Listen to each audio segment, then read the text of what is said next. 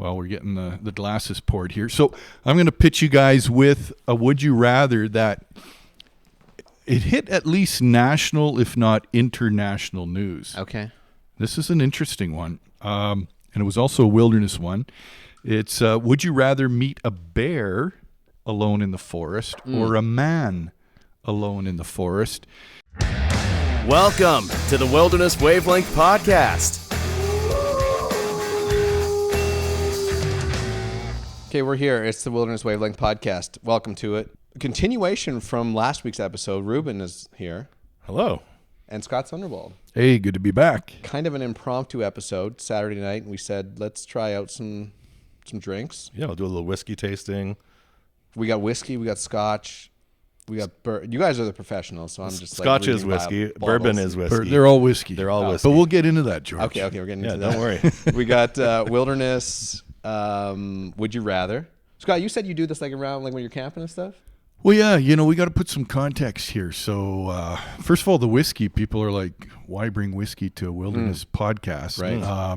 There's a good reason for it. Do you guys know what it is? Because the St. Bernards carry it in their little things when they're rescuing. Doesn't freeze as fast as people. Yeah. Those are both good reasons. If you're backpacking 50K, you don't want to be packing in a 2-4 unless you're... Right. Yeah. Save some weight. Yeah. Save the weight. And it's highly medicinal, right? Right. Oh, yeah. Whether it's trying to... Emotionally, sore muscles, Yeah. upset stomach, trying to fall asleep. Yeah, there's some good reasons for Scott, it. you've been a whiskey guy for a while. I have been, yeah. Reuben, are you new getting into this? Like, you're definitely way more passionate about it this year than you have been I would ever. say I'm new to it as a hobby, but I've loved whiskey since I started drinking, so 22 years ago. Reuben has a whiskey room in his basement now. Man. Yeah. With whiskey chairs. Yeah. What else is in a whiskey room? that makes a Well, whiskey I've got a room? lot of my golf collection. There's like golf pictures on the walls. Yeah. Because I love whiskey and golf. Oh yeah. So there's a little bit of bleed over from that hobby, which actually combines really nicely too. I'm a big fan of whiskey on the golf course or after a golf course.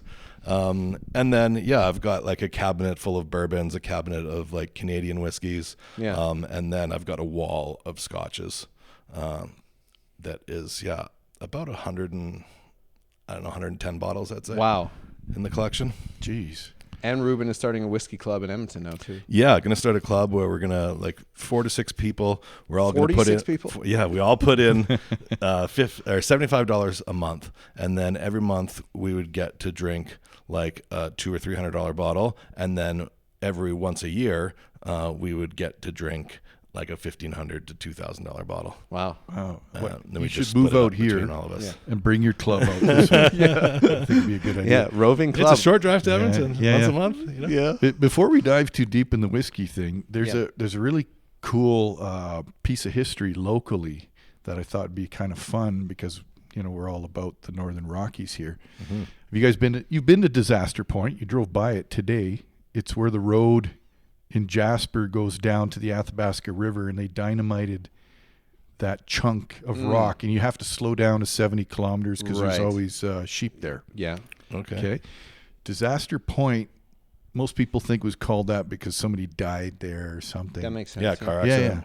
yeah. No, the truth was because it used to run into the river, that mountain, the early explorers had to go, and fur traders had to go through the river to get around that edge. Mm-hmm.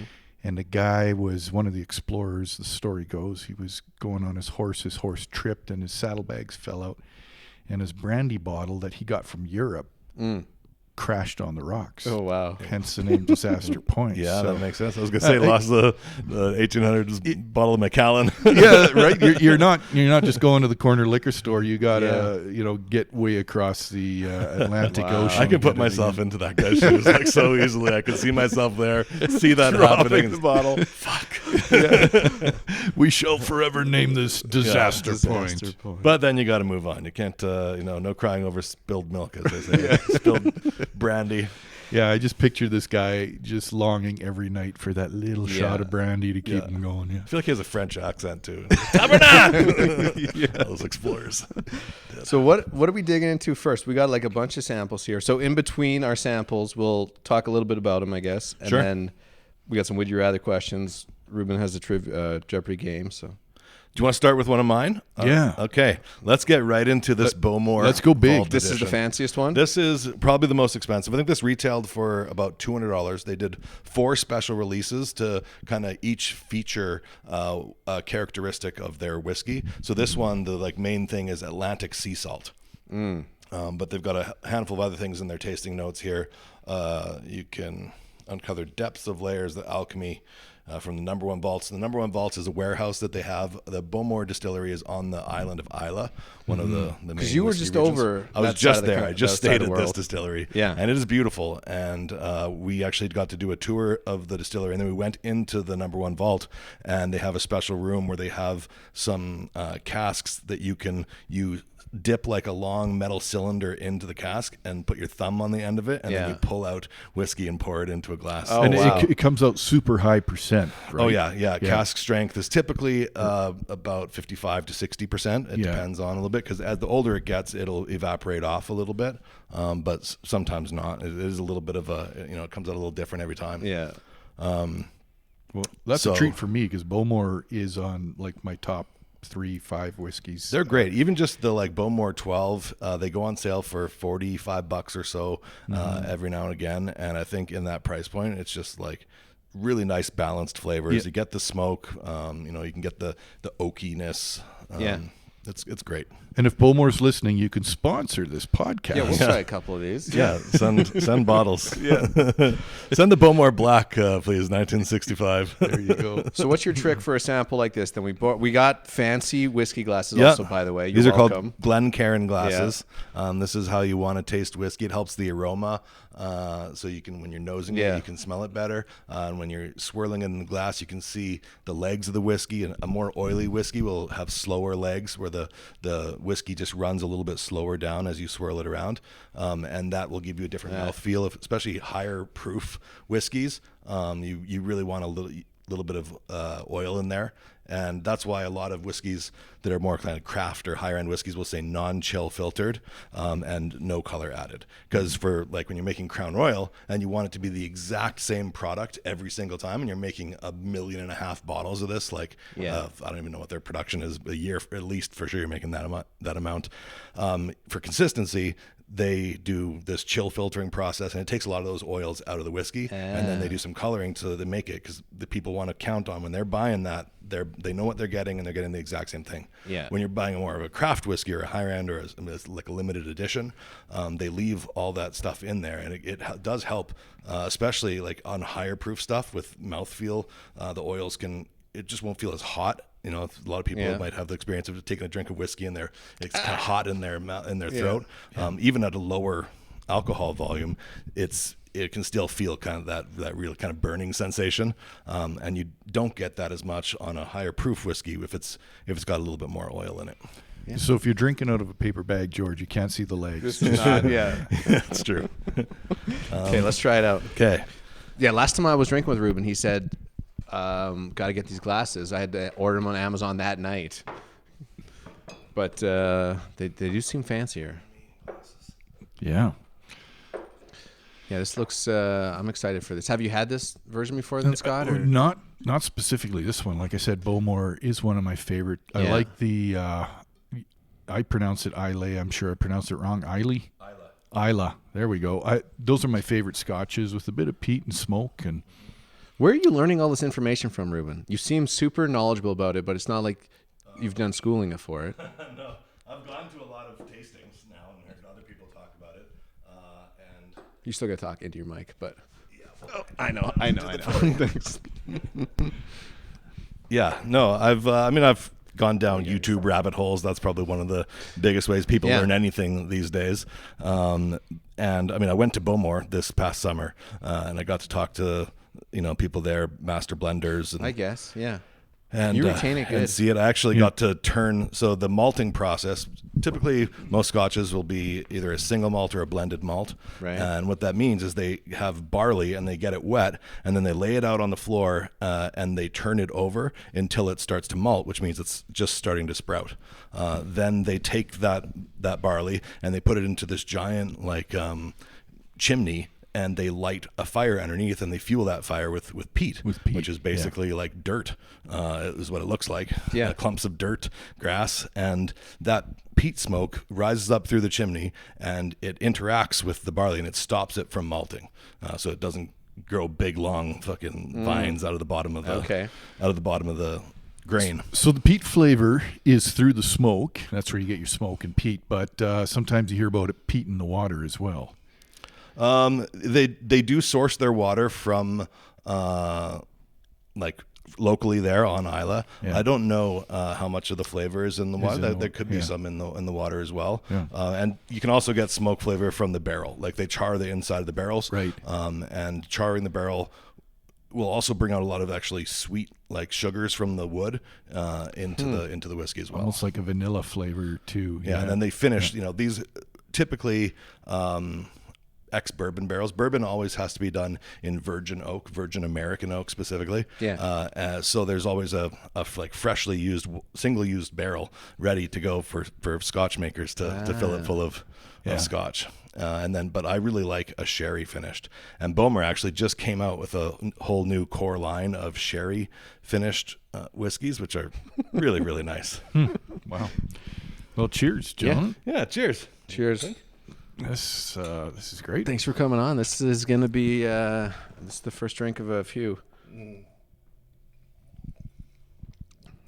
And that's 51%. Wow, that's smooth, eh? For 51. Yeah.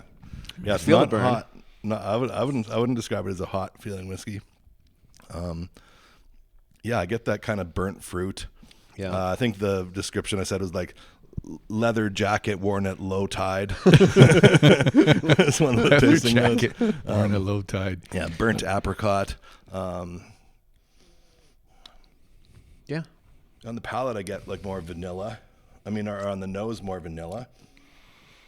There's a bit of peat, bit of smoke, but not as much as some that I've had from Bowmore or from that island. Yeah, very nice. And then the sea salt is what they're really. I think that's really present in the finish. Yep. I get a lot of that. Like, Do you have salty, a rating system briny. going on where you'll try, like you said, you got 120 bottles on the shelf or whatever? Like, are you each one? You're like, oh, I know this has this. Are you writing that down anywhere? I don't know. There is a 100-point scale that you see a lot for whiskey ratings. Yeah. There's, I think Jim Murray, who creates a document called the Whiskey Bible every year, and that's the one we were talking earlier. That Crown Royal's Northern Harvest won that. Also, the Alberta Premium Cask Strength bottle won that like a few years back. Yeah, and you can confirm because you were in Scotland there. The Scottish folks call it just whiskey. We call it Scotch because it's from Scotland. Well, there is a Scotch whiskey association, Okay. and they're very litigious. So they call it Scotch, and if you call something that's not Scotch, they will come and they will sue you. They might break your legs. They're pretty heavy-handed. So there's a lot of confusion out there. People are like, well, I like whiskey. Okay, well, what does that mean? Is it Scotch? Is it Irish whiskey? Is it bourbon? Is it a Canadian rye? Is it an American rye? Is it a Tennessee whiskey? We're digging into all those flavors tonight. Well, some of them. There's Japanese whiskeys are getting quite famous, and even Indian whiskeys from India. So I have a couple of bottles from Taiwan. Really? Kavalan distiller, and they might be my favorites. Do you have some bottles you haven't opened yet that you're waiting for? I have like a lot of special bottles occasion? I haven't opened yet. I have some that I probably never will open, and not even for the that I'm saving them, just because I no buy good. them faster than I Yeah. I can drink them. So Reuben brought the white collar whiskeys tonight, and I brought the blue collar stuff. Okay. So if you're on a budget, Yeah. you don't have to break the bank to get a half decent whiskey, right? How's your whiskey collection, Scott? The bottles don't last as long as Reuben's. I don't know what's going on there. I wish they did. But there's also another myth that you hear a lot. How old's the whiskey? And there's folks who think you can age your whiskey in your bottle. It's like, well, this has been on the shelf for 25 Right. years. It's Yeah. like, well, you wasted it So it's on not the a shelf. 15-year bottle now. It's a 30, 40-year bottle? No. Doesn't work It only ages in the barrel, in that oak barrel that In Reuben was fact, talking depending on if there's only a little bit left in the bottle, it can be harmed by the extra oxygen, and it'll we would call it washed out, and it just loses some of its flavor. What's the oldest you guys got or have had tried before? Like 12 is pretty common in the liquor store for Yeah, cheap, I've and then had you get 30 30? year old whiskeys. Oh, man. Yeah. He's probably 16. Yeah, again, I'm representing the blue-collar worker here tonight. Yeah, because when you're going up to a 30-year whiskey, that's an expensive whiskey, and like it's sought after. And It can be single malts that are 30-year-olds are typically expensive, but you can get single grain whiskey, which isn't malted barley. It's like I don't know if it's wheat or it's other grains that they use. Yeah. And it's because Scotch single malt, it has to be done in like a pot still, which is a much smaller, slower way of making whiskey. What you can use if you're just making like single grain alcohol, you can make it in a column still or a coffee still, not coffee like the drink, but like Paul coffee, like the name. And the coffee still, you can churn out way faster, way higher volume.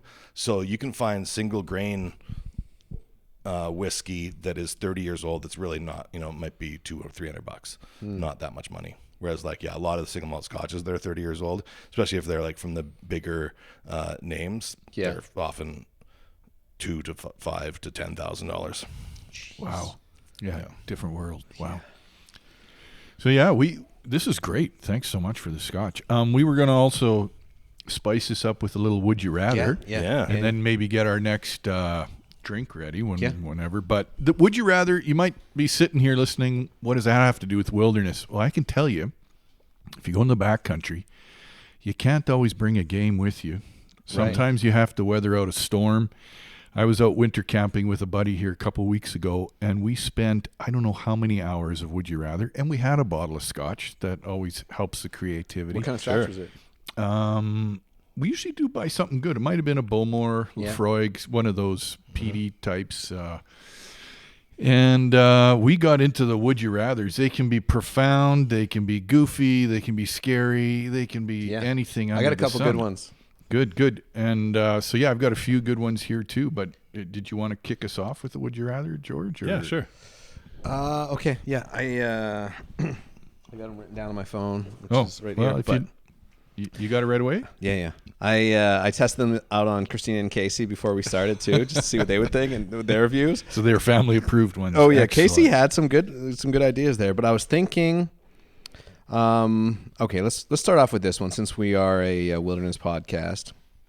Would you rather have to wrestle a bear or a mountain lion? That's the problem with would you rathers. We need some clarification. Is this boy. Is this a grizzly bear or a black bear? Like really? Grizzly. Yeah, grizzly versus mountain lion. Well, then it's a mountain lion. But the grizzly's not like really hungry, and there's not cubs. It's not a mama. No, you're just like mama. wrestling. It's just not like you're just it's a circus grizzly. Yeah. and it's trained for wrestling. Then I'm gonna go with that grizzly for sure over a wild mountain lion. I'm going mountain lion. Yeah, and again, I teach on bear attacks and cougar attacks. So in the last 100 years, 100 attacks on people from mountain lions. Yeah. Only 20 resulted in death, so 80% survived. Okay. Bear stats are way worse, and worse. Bears will often scalp you or take your face off with either their bite or their claws. And cats can be more intimidated. Now, black bear is a little different than grizzly too, right? Yeah. I feel like I could beat up a grizzly opposed to it. I just feel like not beat him up, but like a cat's like so like agile and like do. I feel like a grizzly's a little more bulk. So like if I'm wrestling one of them, I just feel like I'd have a better chance at a grizzly. I know, George. Like I worked with a tranquilized grizzly here a couple of years back, and just to lift its head onto my lap, its head alone was over 100 pounds, and its paw was like size of my chest with these long daggers, and I just felt like a little baby next to this thing. And they don't have like pain receptors the way that we might. So you're like punching it or something. It's like it's not tapping out. It's not doing anything at all. You against the grizzly would be like your 3-year-old son against you. Yeah. You might get a lucky shot in. You never know. Yeah. What were you going? You going for bear then, Rubes? I like the idea of wrestling a bear. That's what I want to tell everyone. Wrestling a cat seems like it doesn't seem like a fun time. It seems like you'd want to just try to scare it away. Like, would you even be able to wrestle a cat? I don't know. Yeah, wrestling's a weird word because you'd be grabbing for a stick or a pocket knife just to protect yourself because they're pretty. Yeah. I mean, a mountain lion can take down anything. Yeah, and they're probably dropping out of a tree like behind you onto your neck, and then you're kind of like, are you gonna wrestle one? Like, I don't know. Well, the ref has to like tag him in, and the bell has to ring. You know, like there's some rules too. There's some rules to the cage fight. Excellent. Get the mouth guard man. Okay, let's. What's our next? Scott, you want to use one of yours now? Well, no, because he's got all the good stuff. So let's start good, and then we'll get cheaper and cheaper. I see. Okay, that is a good move then. Mm-hmm. What's the next drink we're going with then, Rubes? I think we should start good and then work our way back to finishing with this scotch. Oh, okay. Okay. I think we should go next either Irish whiskey, similar, Yeah. or Yeah. to even a bourbon. That would Yeah. Well, let's do the Irish whiskey, and I've got this classic Jameson, but yours is a little higher up. So once you set that one up, you pour some glasses. I'll give you another Would You Rather just to. Well, we're getting the glasses poured here. So I'm going to pitch you guys with a Would You Rather that it hit at least national, if not international news. Okay. This is an interesting one. And it was also a wilderness one. It's would you rather meet a bear alone in the forest or a man alone in the forest? And 90% of women who were asked that question said what? Bear. They would rather meet a bear in the forest, and that kind of shocked lots of people, especially men, who were like, wow, that's shocking that 90% of women said they'd rather meet a bear in the forest than a man. So I'm just curious for you guys. You're out on a solo camp, out in the mountains here. You got your tent, and Joe Blow walks by or Big Grizz walks by. Who are you preferring to see at that point, and what are your thoughts? I'm with the 90%ers. I would rather see a bear. I think I've never had an issue with a bear like coming up on me. Like they always just run away, which is cool. And you can tell people, hey, I saw a grizzly. Whereas you're like, yeah, I saw some dude walking there. No one cares. So, you got a little more of a story. And then, I would go bear. Really? Okay. How about you, Reuben? Yeah, I would say I don't typically feel intimidated by like random guys nor bears because, just like you say, they usually are gonna head their other direction. Yeah, they're not gonna want to tangle unless you're in between them and their cubs or they're really hungry. So would I rather see the bear? I think it's a more fun story to see a bear. Yeah. But if I find a dude that's like, he might be lost, and I could help him. Yeah. Like he might be in some trouble, and I'd feel good about helping someone. He might have a fancy bottle of scotch. That's struggling. Maybe he has a good. He bottle might be of scotch after to your share. scotch. Yeah. I mean, if he wants to come in and have a glass of scotch, I'm happy to share it too. Yeah. I do like that idea too, though. Like you run into just some random guy, and say you're in the middle of the Wilmore. At the very least, he's going to have a 50K story. away. Yeah, exactly. It's like, hey, how's your day? Sit around the fire and have a drink with them. And Yeah. Where'd you escape from? You can ask him all these questions. Yeah. No, I'm leaning. No, I like that idea too. Okay. No, you know what? For me, I'd probably rather see a bear, not because I'm afraid of the guy, more I'm annoyed by the guy. Yeah. And annoyed, let me explain, because often I'm hunting or I'm fishing or I have a secret camping spot that I'm like, what? This guy knows this spot too? So he's got a loud podcast going on. Yeah. There's no, it's not a fear factor thing for me. It's more an annoyance. Right. What's he doing in my turf? I'm on the same page as that too, though. It's like, Which was a good eye opener, I've got a wife and 2 daughters just to see life from their eyes alone in the forest. Yeah. As a woman, very different. Yeah, woman in the forest comes across some dude. It's like, yeah. Yeah. Just doesn't feel right. Yeah, exactly. Yeah. Yeah. Interesting. So this is the Irish whiskey we're drinking now. Tullamore Dew. Tullamore Dew. I think it's. You are not allowed to Google scent notes of this, can you? Tasting notes? I was going to look up the Tullamore Dew tasting notes, see what they said. But it's interesting going from the high proof Beaumont down to the, like, doesn't it tastes like water? Is that right? That's what I was going to say. It's like this. I could sip easy. But you know what? That's a good case in point. Irish whiskeys, a lot of people describe as Scotch light. There's like, the reason I like Scotch so much is there's a party in every glass. Like there's so much going on. You're right. Yeah, you're drinking something. Yeah. Whereas an Irish whiskey just comes across much lighter. There's still some interesting things. It's not as boring as a Canadian rye. Yeah. But it's a lot lighter, hey? Yeah, I get a little bit of vanilla on the palate. I mean, it's almost probably for sure chill filtered. Maybe a little bit of brown sugar. Okay. It's so smooth it almost leaves you lacking at the end. Not criticizing, just what I'm looking for in a whiskey. It kind of just drops off really fast at the end. Very subtle finish. Very subtle. There you if you want to be kind about Subtle fish. But yeah, no, I do like that, especially a lot of the smokier. I don't know if you ever had anything like the Bricklottie Octomore. If you ever tried that out. No, these are the expensive ones you're talking about. Yeah, they are a bit on the pricier side. But they have the world record. They measure the peat and the smoke in ppm. And the Octomores are typically 250 to 330, 350. I think might be the highest one. Which is, and before that, the Scotch industry was saying the most you could ever get into a whiskey is probably somewhere in the 130, 150 range. And then Bricklottie, which is actually started by a guy from Edmonton, or at least picked up by a guy from Edmonton, or their blender there is a guy from Edmonton. I don't remember the exact details. But they were 150, we can do better than that. Yeah. And then they made these Octomore bottles, which are, like I said, 250 to 350 ppm, and they are incredibly smoky. But it blows your palate out, where it's hard to taste anything else after that.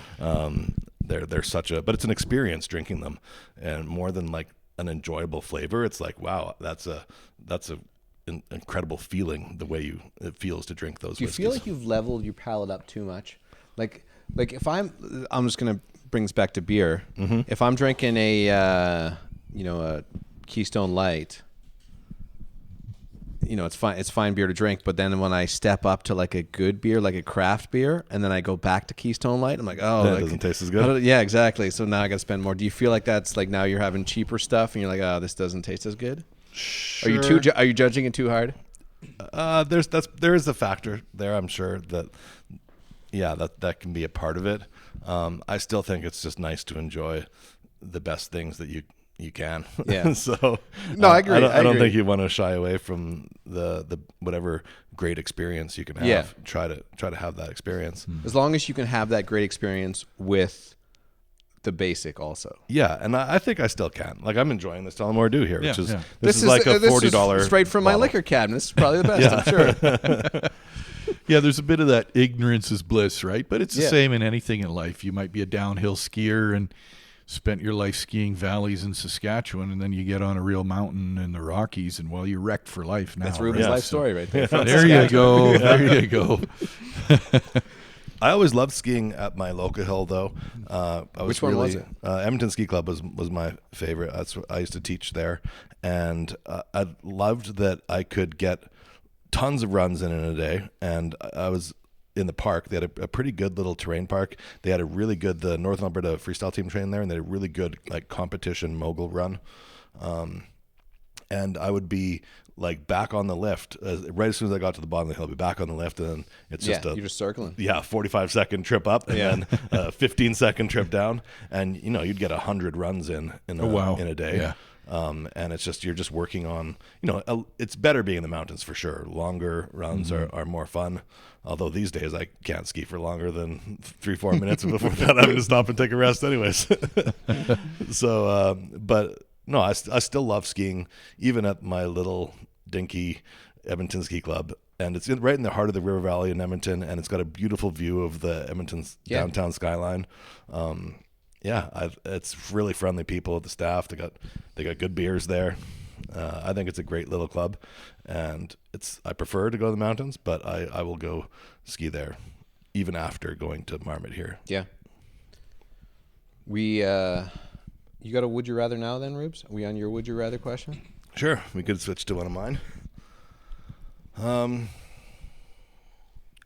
have some other good ones too that I think. Matt, I got 2 pages of would you Two rather. pages. So like, So are you we'll be making here It'll all be a night. 4-hour Or podcast. are you Googling best would you rather questions, or are you like making these Well, up? because I knew, wilderness wavelength, I wanted to keep them sort of nature, outdoor Right. focused. So Yeah. yeah, I've just a couple in here. These ones I wrote myself, but probably have come up. You've probably asked these already to your friends in night. So how about this one to start with? Would you rather spend a full year inside or outside? And now outside means no shelters, not in tents, not in anything else. No shelters at all. No shelters at all. What about a tree canopy? Like a lean-to? No, What no about lean? snow? No lean to. am I in Canada or like Bahamas? You are here in Alberta. You have no roof at all. You're allowed to use. No roof.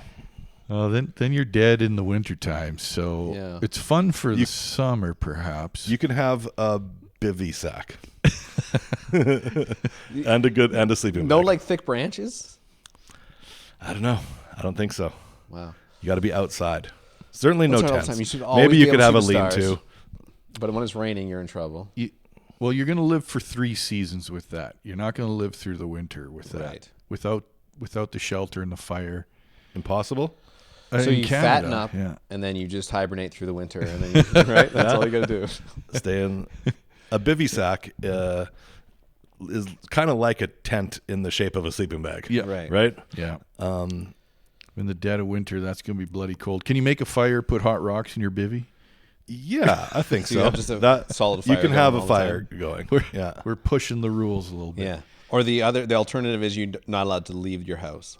The alternative, you got to be indoors the entire time. Yeah, you cannot be outside for a second.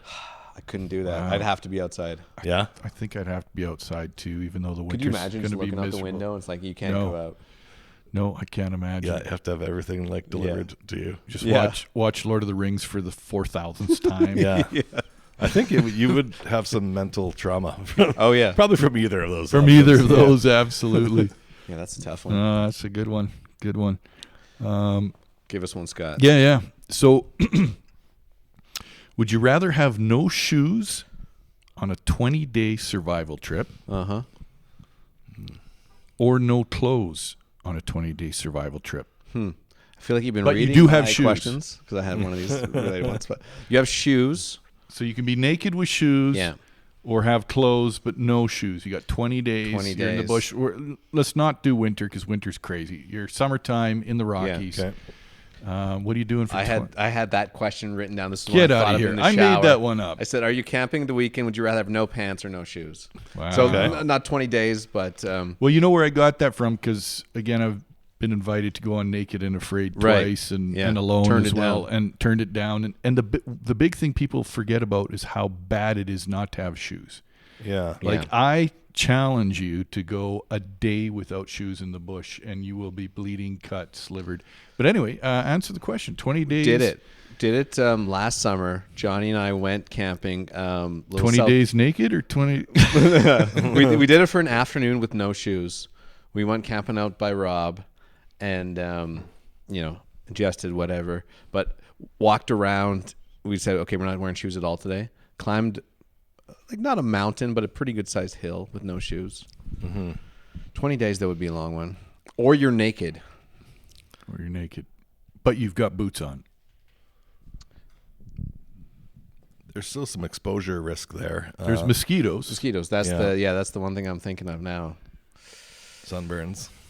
I would wear clothes. I'd go no shoes. I think I could do no shoes. Yeah. Yeah. My feet are like pretty sturdy. Some folks that I go camping with at the North Country Fair, shout out to our last episode that I did. Episode 7, I think. Listen back. Yeah. They go no shoes like all the But time. there is also people at North Country Fair that go no clothes all the time. That's also true. Yeah. They would be better at this than any of us, is what I'm saying, I think. But no, they have like the calluses on their feet. They'll walk through rocks and like Yeah.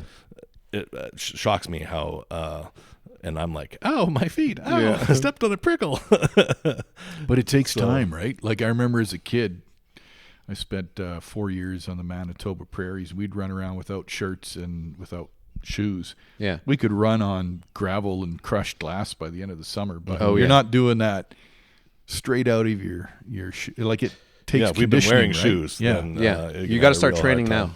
yeah. If you're listening to this podcast, just stop wearing shoes as much as you do. Yeah, I'd probably go with the no clothes. And give You're me going the- no clothes? Yeah, I think so. You're welcome, world. No clothes. I yeah. might do no clothes as well. Really, eh? Wow. Just because, I'm thinking where I camp, I've got, rose bushes, thorns, spruce needles, pine needles, sharp rocks. Like how Yeah, that sounds great with no clothes on. yeah. Well, I'm going to kill a deer and make something out of it. Yeah. It's not clothes. It's a shawl. Exactly. Little loincloth. Yeah. Yeah, I mean, I see the argument on both sides there, but okay, I got a good one. Would you rather run as fast as a cheetah or fly like an eagle? Fly like an eagle. While you're thinking about this, what are we trying next, Into Scott? the future. There you go. This is going to Jameson now? Jameson, also an Irish. Yeah, we're going to whiskey? do another Irish Back-to-back one to compare the Irish. Irish versus Irish. Yeah, Okay. Probably don't need to rinse out my glass on this one. I'll say. Yeah. So I asked this question to Casey and Christina. Would you rather run like a cheetah, fly like an eagle? Casey's answer: run like a cheetah. Oh yeah. Yeah. I got to go fly like an eagle for sure. Flying. Flying does sound great. Flying. Yeah. Yeah. But then I mean, I've never seen an eagle run on the ground or anything either, though. So you're always flying. Oh, so you can't be on the ground. So You you're can't- one not or just the other normal for the rest of walking your around. life. You can This is- only fly, This is not a superpower? or you can only No, run this like is a cheetah. superpower. This is superpower. Fly like an Okay. eagle or run like a cheetah. Oh, then Okay. I'd fly like an eagle. Yeah. Fly Because for sure. run like a cheetah just doesn't sound. You're just bouncing. You're bounding through you're just flying through the fields. Yeah. Yeah. I mean, I'm trying to sell it to you guys, but I am also eagle. Well, That would be way I've always better. thought if I had to be an animal in the afterlife, eagle would be it. Like, Yeah. yeah. We were a friend of ours in town here, Beth. She's like she's a biologist, but she's big into birds. So every Boxing Day, which I have never heard about this before, every Boxing Day you take a picture of, there's like a bird count. They started this in the 1500s or something like that, and it used to be how many birds you kill, and it would be like a challenge, so whoever's the biggest pile of birds. But now it's take as many pictures of birds as you can. Yeah, the old naturalists shot everything and ID'd it that way. Yeah. This one is just take pictures. Jameson, immediately caramel smell, quite sweet compared to the other. To the Tullamore Dew. Yeah. The Tullamore Dew is triple distilled. I wonder how much of a factor that is. But yeah, the Jameson does. Is that too much distilling? I'm sure if you talk to the Tullamore Dew rep, he'll say it's the exact right amount. And anyone who doesn't triple distill has made an inferior whiskey. I mean, Jameson, again, very blue collar, classic. You can get it anywhere, decent price. Yeah, it's a blended. How much for a bottle of something like that? Well, if it's on sale, you can get it for about $30. Yeah. And for Oh, our it is American triple listeners, distilled. that's Canadian. It is triple distilled as well. They Yeah. put It's that good. right on the Yeah. It's good. It's very the front. pleasant. Yeah.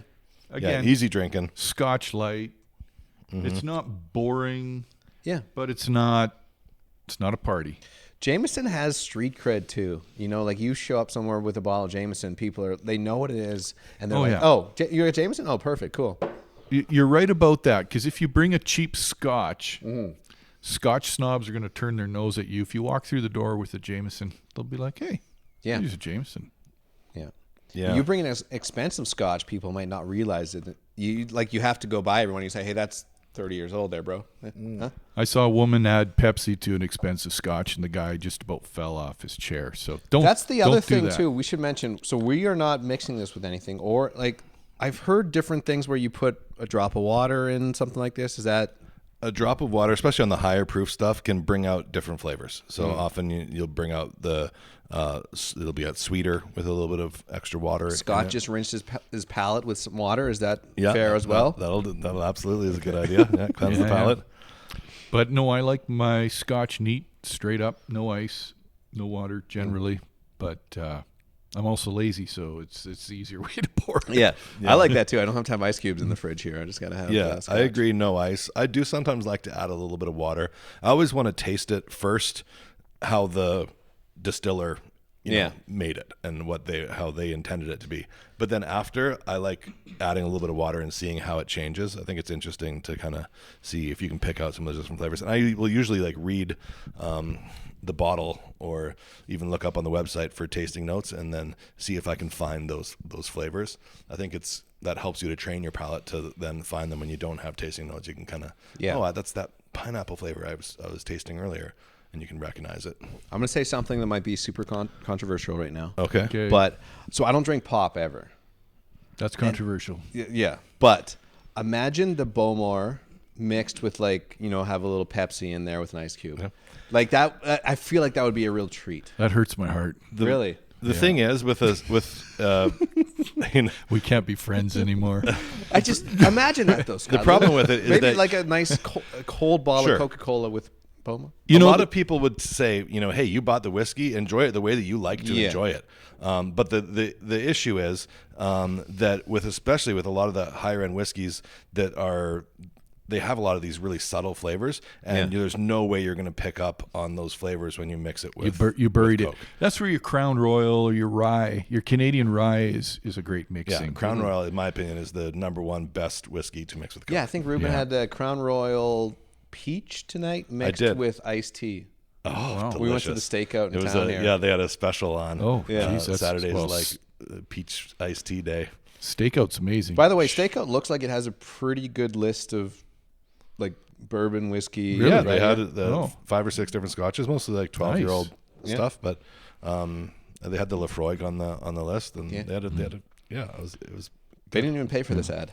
And they need to But give us they steaks should. where they're next time. Yeah, Absolutely. agreed. Everyone who's listening, we're open to ads. Right.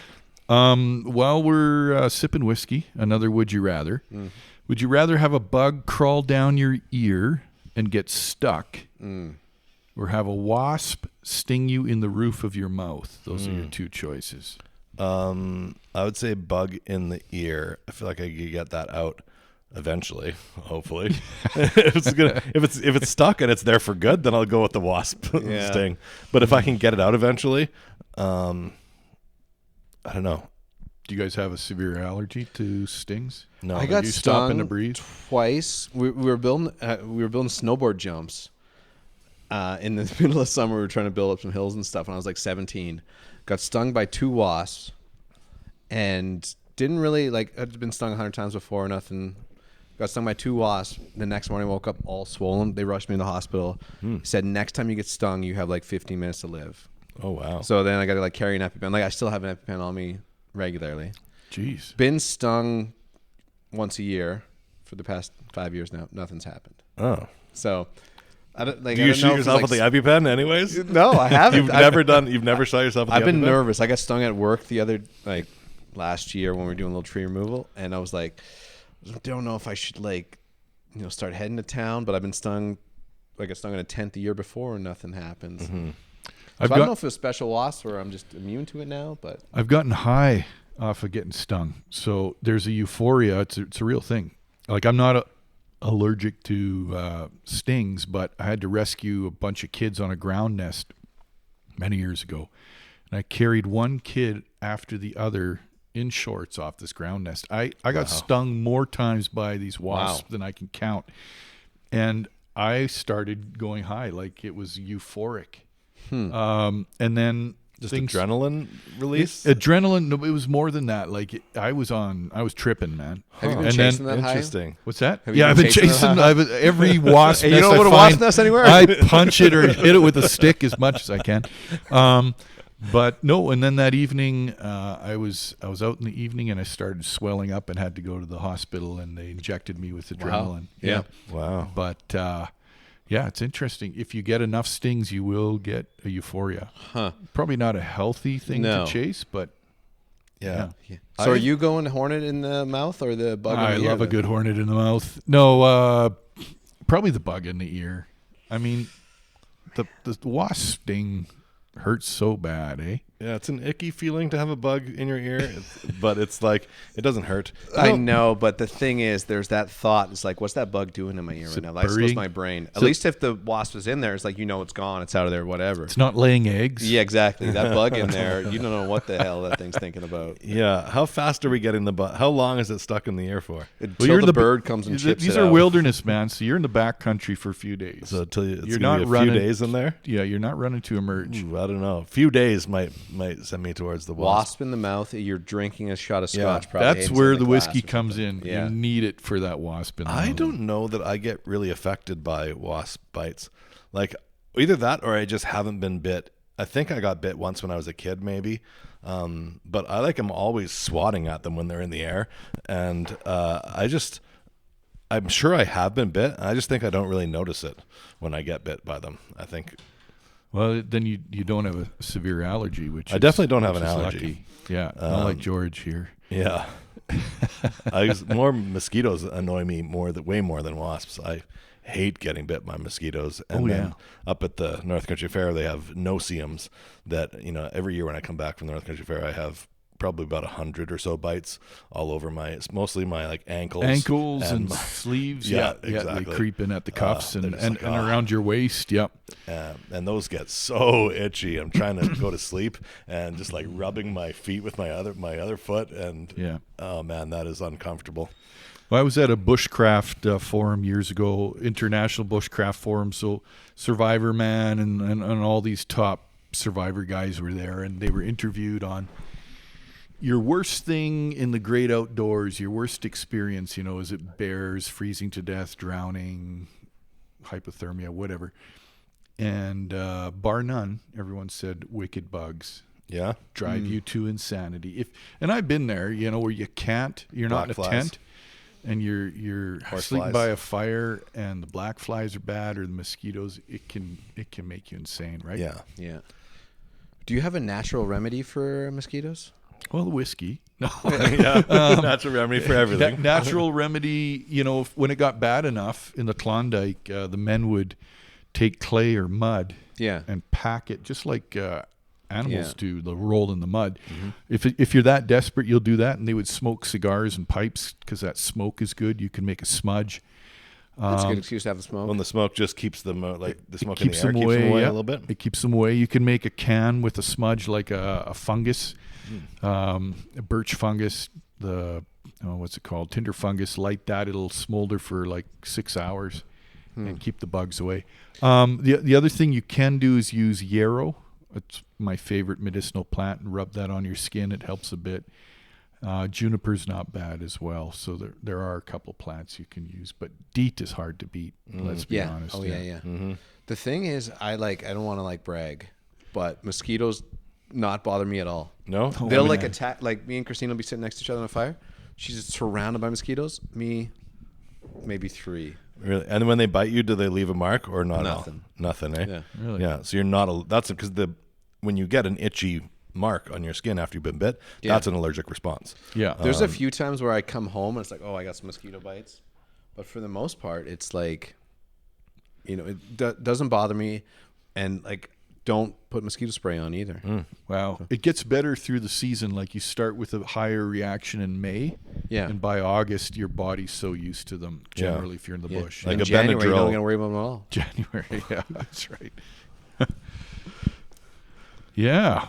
Well, do we pour another one here and we get another Would You Rather? Yeah. Okay. I got a couple more good Would You Rathers. Okay. Reuben has do you want to do the Jeopardy one? Do you want to do Jeopardy in between Would You Rathers? I think that'd be fun. Sure. I'm excited to see, because Reuben was the whole drive. So we went to Marmot today. Yeah. The whole drive to Marmot and the drive back, Reuben is Googling. I was trying to find Jeopardy questions for good this. Jeopardy questions. Yeah.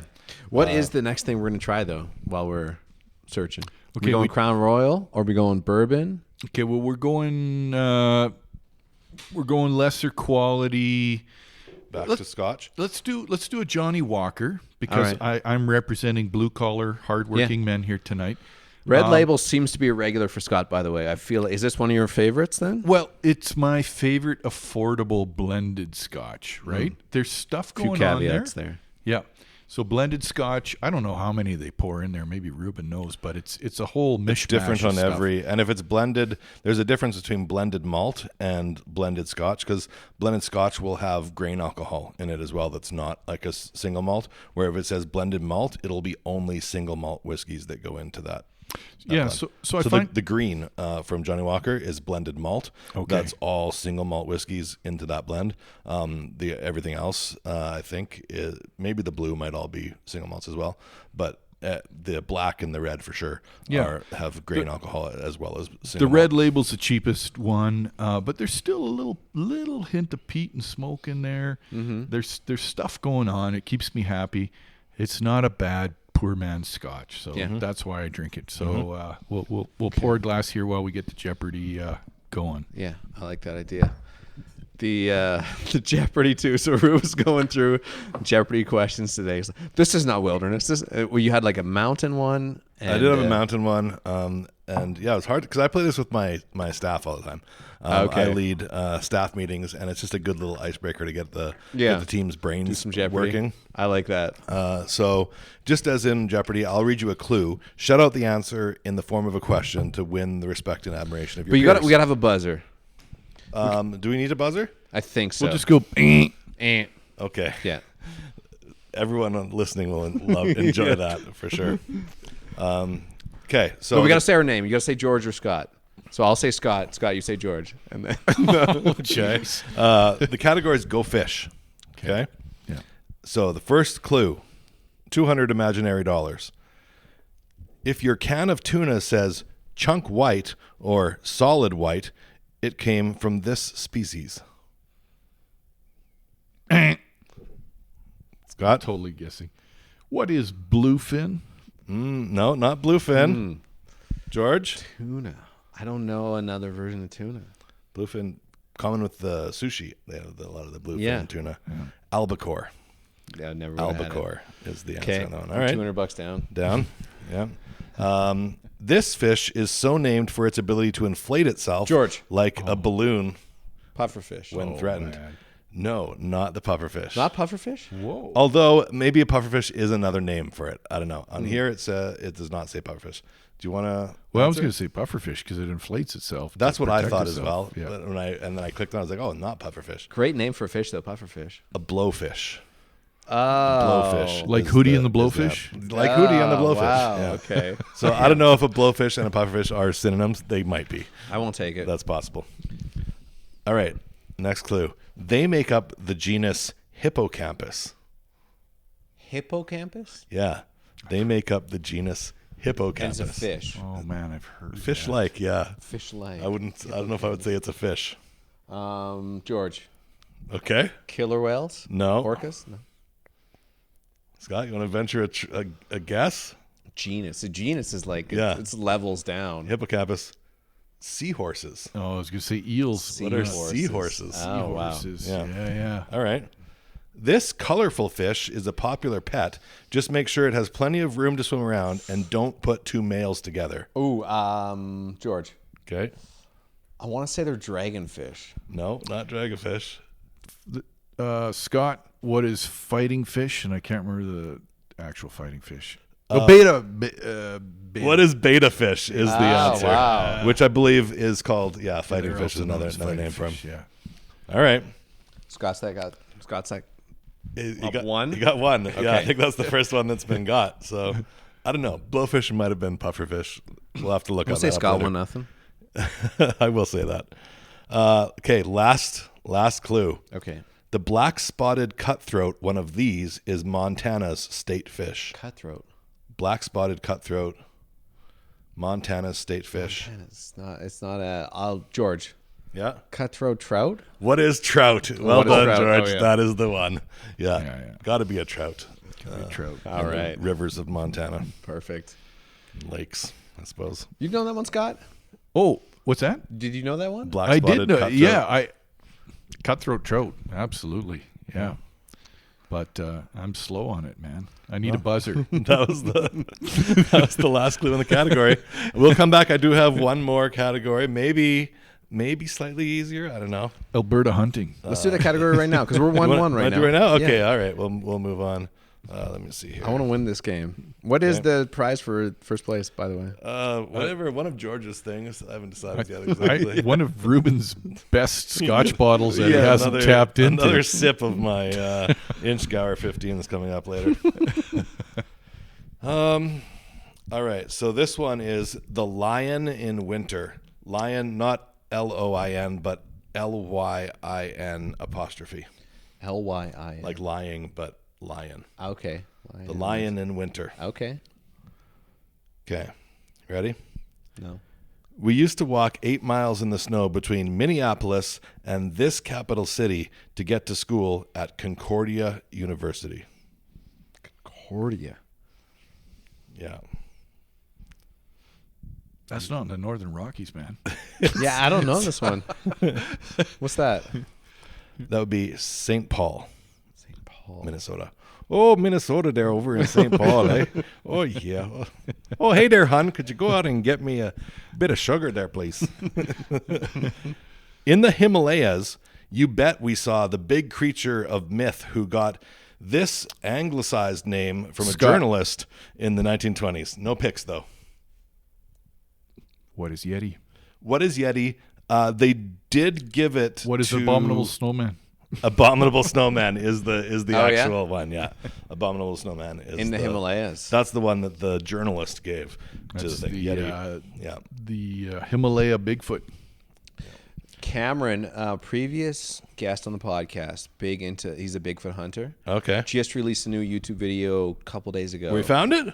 No, I don't want to give it away. Okay. Go watch his YouTube. Listen back to the episode and watch his YouTube channel. But he's been out there. Maybe. Yeah, Okay. You never know. He's with those probably guys. getting close. That's They what I might- assume. They might come across one. How about all of these guys? All right. Next clue. Hard to believe we just beat Dan Jensen's 1994 gold medal winning time in this 1,000 meters winter sport. Winter sport. In the 1,000 meters in this winter sport. Hard to believe we just beat Dan Jensen's 1994 gold Speed medal. skating? What, George? What is speed skating? What is speed skating is correct, George. Well done. I couldn't think of any other thing that they 1,000 meters measure in the winter. meters. Yeah. Yeah, that's the one. Am I up then? 2-1. 1,000-meter curling. I've been keeping track. You guys are both doing good in my books. Okay, good. As long as we both get a prize, I guess. We snowmobiled all the way up this alphanumeric mountain, all 28,251 George. feet of it. K2. K2 is the answer. Then played some Yahtzee at the peak. Was the finish. K2 is like What the is K2? second or third highest. Second highest. Second highest. But Lots of people hard to- died. no, Somebody yeah. snowmobiled up it? No way. Well, I don't know. Yeah, probably not. Yeah. It's known to be one of the hardest mountains to A lot climb. of people Yeah. have died on Yeah. that one. Yeah. yeah. Yeah. All right, last clue on this category.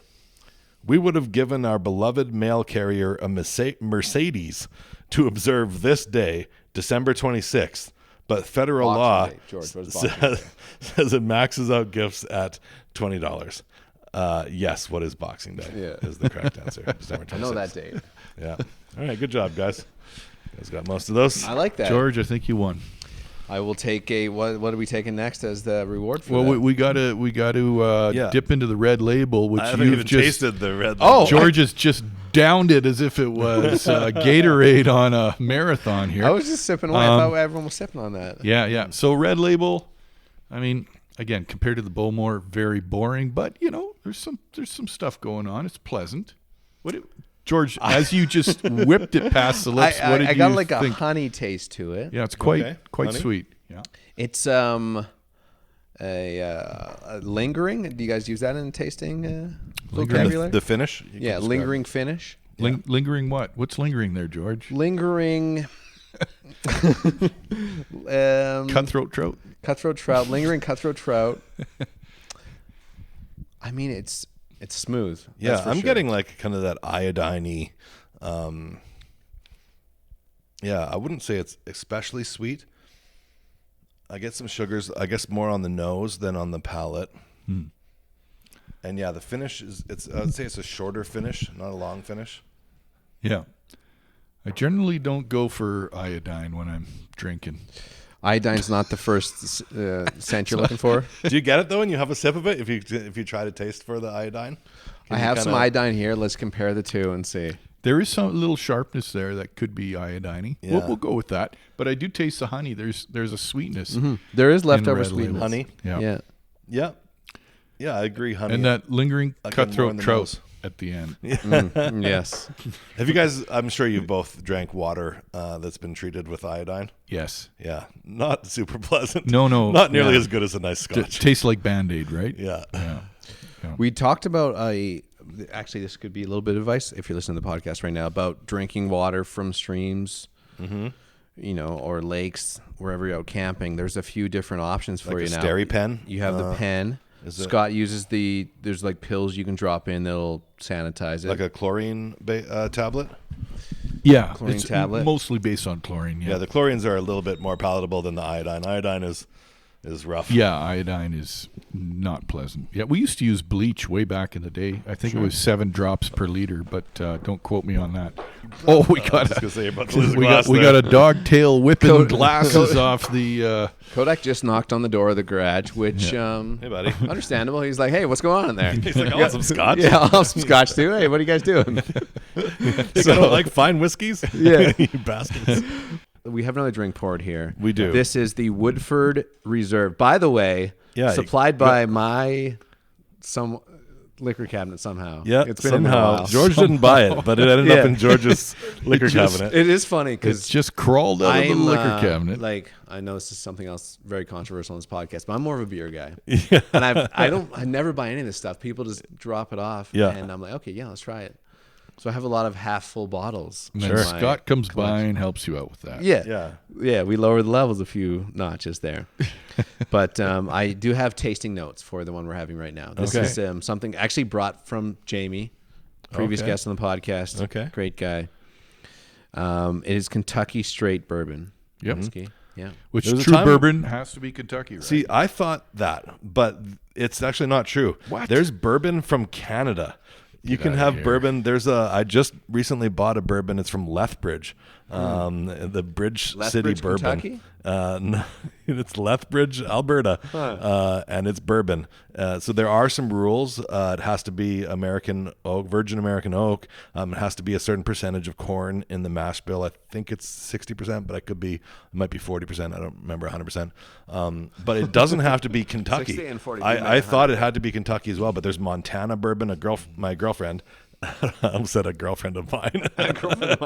One of my girlfriends. my girlfriend, who is my girlfriend. Yeah. She's the only one. Which one is she again? She has brought me back now 3 different Montana bourbons. They're all delicious. and they can really enjoy them. they are can call bourbon. themselves bourbons, Yeah, not they like can. champagne being from. No, exactly. France. I thought that it had to be, and Yeah. largely that's because Jack Daniels Right. is Tennessee whiskey. and so that was the marketing team at Jack Daniels that wanted to differentiate themselves from the bourbon that was being made in Kentucky. A lot of songs written But about that Tennessee now. whiskeys aren't just JD. There's other Tennessee. No, sure, whiskeys. there's others for sure, but it's the branch out from there. Like Jack Daniels is a bourbon. Now it does have some different characteristics to it, but I think it meets all of the minimum criteria to be a bourbon. My but they whole call it- life, I thought bourbons had to be from Kentucky. I thought that too. That was This just is where you something- come to get educated, Anyways, folks. I learned. got. Do you want to tell us about the tasting notes on this? Yeah, Yeah, I've been yeah. waiting the whole time All here. right, You're George. going off What is on it? it. And he's not Googling this. This is straight off I would of his say brown palate. No, sugar. this is I'm off the website. This is. I asked Reuben beforehand. I'm like, where Yeah. should I look up tasting notes? Just go to their website. So that's advice right there if you're trying to find tasting notes. So this is 90% proof. 90 proof, so it's 45% Yeah. alcohol. Which most By bourbons are, by the way. So you're looking at appearance. It's clean, brilliant honey amber. Very, very, They- very caramelly dark look. Yeah, they definitely get a consistent color in this, Yeah. probably because they add food coloring to it. Yeah. All right. Well, it doesn't say that on here, but nose heavy with rich dried fruit, hints of mint and oranges, covered with a dusting of cocoa. Faint vanilla and tobacco spice. I'm getting Yeah. a little apricot-y there. I get too. the vanilla for sure. I'm trying to get the orange. My nose is like 3 times the size of yours, so you got to trust whatever I'm saying here. You can one trick is to like take it away and then bring it back. Yeah, I've seen you do that Smell a it few times tonight. and take it away? So I take it away. I do smell the orange. Yeah, You get the but orange in there? You're not getting apricot? Oh, mint. There's some mint in there too. No mint. Faint vanilla tobacco spice. Tobacco spice? Yeah, that's a hard one to get as well. Yeah. But I do think I get the apricot. I can get the orange. Yeah. Okay, so now our next move is taste it. It's very We're looking for a rich, On the palate? chewy, rounded, and smooth with complex citrus, cinnamon, and cocoa. Cinnamon. Toffee. They're naming every flavor, I think. Toffee, caramel, and chocolate with spice notes abound. I get toffee. I am getting caramel. Yeah, I'm I get the getting vanilla. Vanilla. For and that's sure. the oak, the charred oak. Okay, vanilla's wrong. No, there's definitely vanilla in there. Yeah, I really get vanilla. Because I brew beer and sometimes I'll char oak and throw it in the beer vat and it'll give it a vanilla flavor. Like you've had sugars in the wood. Innocent Gun beer. Yeah. Reuben, when you're reading these tasting notes and stuff like that, are you ever you've agreed with everything tonight? But has there ever been a time when you're like, no, I don't get any of this? Oh, absolutely. There's usually one or two flavors where I can't pick them out. And I'm not saying that somebody couldn't. People with more advanced palates than mine can find some of these more subtle flavors. Yeah. But I do think it's funny that they describe them like motorcycle jacket at low tide. Like what do you mean? Like leather? Okay, I kind of can get leather, I get a little but like leather. to say salty leather. to say motorcycle jacket at low tide is a little crazy. And then the final note on this one is the finish. Silky smooth, almost creamy at first, with a long, warm, satisfying taste. Yeah, creamy And finish. warm. I Yeah. get that creamy too, yeah. But that's pretty much any bourbon I've had, you know. Bourbon Is there should be creamy? Oh yeah, This is pretty it's heavy, prototypical super of a sweet. bourbon. Like Yeah. I to me, a bourbon's like a dessert. I can only drink a few of them just because I find them almost sickly sweet. And I feel like I can smell the corn in it. Like that's because it's a high corn in the mash bill, and I really feel like if I think about this, like holding a cob of corn in my hand and Yeah, smelling it, yeah. I feel like I get that. I don't know why that's never mentioned almost in the tasting notes for. They are so sweet, like compared to your Irish whiskey or the Scotch. You know, This is something I could sip on all night easily. really. Yeah. Eh? Yeah. Which is dangerous. Like At that 45%, that'll hit you between the eyes. that red label too. I mean, I just like it's just sip, sip, sip. Yeah. Some Well, of these ones you're like, okay, I got to sip and then hold on to that for a while because Like, oh, my eyes a are heavy watering hitter. now. Exactly. Yeah. Yeah. But some of them are almost too easy to drink, which is Okay. Oh, that's good. We were talking about water purification, right, lads? Yeah. Okay, so I got another good would you rather. okay. Listen carefully. Here we go. Would you rather have to drink untreated pond water for a week, so that's beaver piss and everything else, Yeah. It's not moving. or not eat anything for 3 weeks in the wilderness? Those are your choices. So you got 3 weeks, but you got clean drinking water, but you can't eat. Yeah. I can do the 3 weeks. I am almost 300 pounds. You cannot do And 3 weeks. I without can do eating. the 3 weeks, no problem. Well, you're talking about For no problem. sure.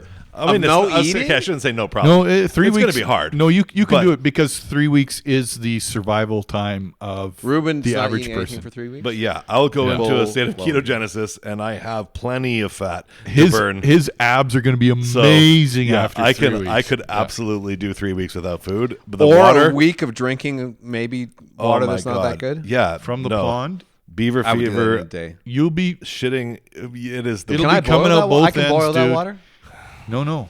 You're drinking it unfiltered, unboiled, Pond or water. not eating for 3 weeks. or not eating. Yeah, I'm drinking. I'm doing the You're drinking. wow. Yeah. No, I'm Okay. definitely doing. Yeah, the, no. the food. You'll be vomiting, diarrhea, like It's gonna be a just nightmare, dude. unbelievable. But you for I not guess- eating for 3 weeks. Yeah. You get Okay, in a state. imagine The not first couple eating days will today. be hard, and then you'll get into a state where that's just how you live. It just Yeah, consumes your fat. Yeah, exactly. Yeah. All you're doing now is you don't thinking have a about ton of food. fat on you, so it'd be harder for you than it would be Well, for me. I'm working on it, but, but I think the nightmare of sickness that you run the risk of with drinking the pond water is just I've been sick. I like think that, pond and water I gets a don't- bad rap, to be honest. I've drinking plenty of pond water, and I'm just fine. George harvests goose shit and brings it into his house and mixes it with his Hey, we got some pond water for supper tonight. A little beaver piss in the pitcher there to add. Yeah. Yeah. Even Interesting. like running like stream water, you have some risk of like Oh, man. cryptosporidium, giardia. I've but gotten a so lot sick. less lot less risk if it's moving water. If it's moving. than But if you it's never know what's upstream. pond I've water. seen mountain water, and there was a dead bighorn sheep up the trail, so you never know, eh? Yeah. Yeah. I've got a couple trivia questions that I might ask. Okay. Just because it adds, like, if you're listening to this podcast, you would learn something. You are about to learn something. Okay. Yeah. Okay. Whiskey quiz. What temperature does whiskey freeze at? We're talking 40%. Oh, Is that pretty standard? 40% whiskey. 40 is pretty standard. Yeah. Yeah. So 40. So your standard whiskey, 40%. Which temperature you looking at freezing? Yeah. that at? I want to say minus 25, minus 30, that kind of You range. only get one guess. Okay, I'll go 30 then. Okay, so I've been winter camping and may have taken a bottle of whiskey or two. I'm going minus 42. Minus 42. So actually, minus 27. 27. At 40%, minus 27 is standard. And I knew Scott was going to say this because I'm like, Scott's going to say minus 27 is not cold enough. No, because I've had whiskey Multiple out at sources. minus 30 something and it did just fine. Maybe so. because you're moving it around, like if you're Yeah. hiking with it and whatnot. I'm dancing that and would- shaking in the hot tent, Yeah. keeping it. And it's not going to be if it's minus 40 outside, it's not No, but minus 40 in your bag where you're keeping No, it. but in the lean-to, I've done minus 35 in the lean-to, and it's just lying Just there, sitting there? on the ground. Okay. But maybe I brought something a little richer, like a bourbon. Yeah, that could be true. Oh, that's it. Yeah. So Yeah, the if higher you're- the alcohol, the Minus longer it's gonna take. 27? minus 27, multiple Google. That won't answers. even work as a windshield wiper in Canada. Like, Yeah, exactly. Add a little windshield wiper to your whiskey, and that'll last it. It won't freeze in your freezer at home though. You can toss it in there, and it'll get a little bit thicker. Yeah. And maybe a little cloudy, but it won't freeze in there. Have you ever had Aquavit from Denmark? It's their favorite liquor. It's potato liquor, and they put it in the freezer, and it gets great legs, Okay. and it's thick. And I don't think I have That's had how you're that. supposed to drink it. Yeah. I'd love to try. Yeah. Another would you rather here, gentlemen. Would you rather be transported back in time 200 years to the fur trade? We're in the Northern Rockies, so you're right. I at would the- love that. Okay. Wait. Could get better. Would you rather go back? You've got to stay there, by the way. This is not like a day visit. The rest yeah, of your yeah, life. the rest of so your days. you're going back to the Are all my start. friends and family coming back with me? No. This is just you, George. Going in a time machine. You come out here, David Thompson and the whole Voyager canoe brigade's coming through. You're part of that now. That's your life. Or you go Less appealing. 200 years ahead into the unknown future in the Northern Rockies.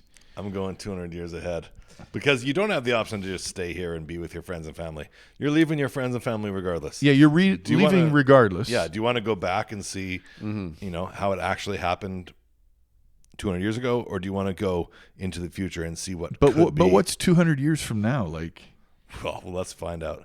Load up the time machines. I'm ready. Wow. Yeah. 200 years from now, like the amount we've evolved or created in the last 100 years is crazy. Yeah. The last 10 years is To crazy. go another.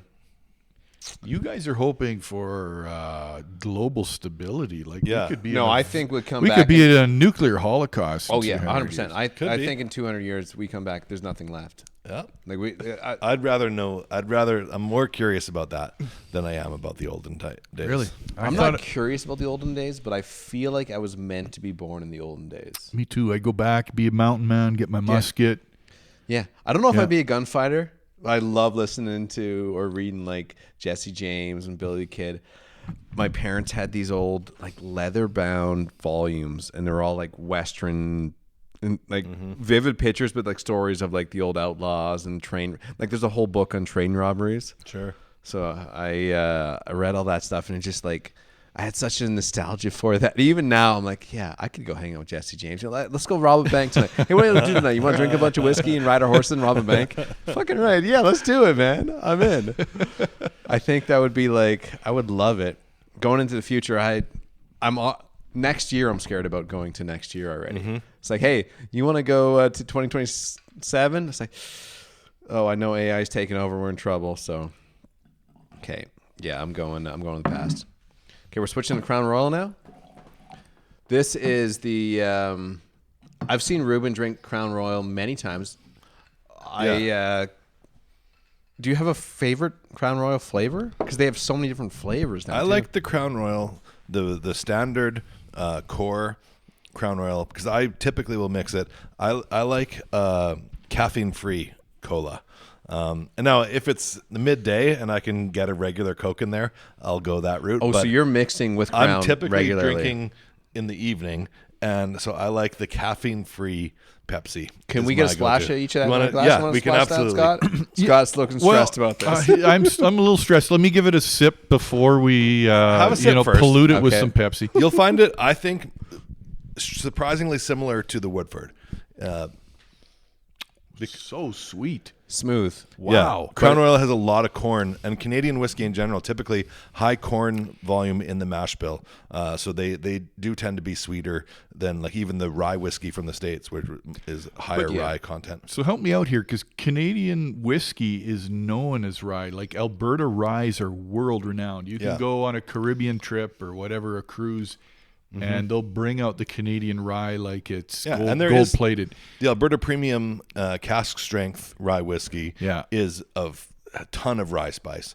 And that won Jim Murray's Whiskey Bible #1 whiskey of the year several years ago. The Harvest? Not the Northern Harvest, the Alberta Premium. Okay. Alberta Yeah. Premium is kind of a lower, I don't want to say bottom shelf whiskey, but In Alberta it is. Yeah, it was kind of like not the best reputation, and they wanted to fix that, and they came out with this cask strength release. Okay. And it got, you can watch a ton of YouTube reviews of it as well, and it just got a lot of high praise about the rye spice. And there is something about Canadian rye because of the climate here versus the American rye. No, I don't know that I could really taste a ton of difference in it. To me, a lot of Canadian whiskeys taste a lot like bourbon. But for mixing with Coke, I think that is the best. I think they're the best whiskeys to mix with Coke. I think they make the... I want to have a little Coke with mine. Can I? Yeah, yeah. Am I allowed? You are 100%. I'm Did gonna you sip as it well. first? I Without? had a sip. Oh, okay. yeah. Yeah. And it's super smooth. And quite sweet. I'm surprised how Yeah. sweet it is. So this is a 0 something Pepsi also? Yeah, so this is caffeine-free. What are the Diet tasting Pepsi. notes on this friggin' Pepsi? Nice looking can, by the way. There was a green Coke. It was Coke Life, and it was stevia sweetened. Oh. That was, I really liked liked that one. Are you Yeah. a stevia guy? I like stevia. I typically am stevia with my coffee in the morning. Aspartame's giving us all cancer, right? But Pepsi's I don't changed believe their that logo either. to this? I Like, like that's a cool logo. I like aspartame too. I like aspartame. Yeah. It's right up there with iodine. So I this just is- drink it straight up. This is Pepsi now mixed with our drinks. It's very sweet. This is Pepsi, yeah.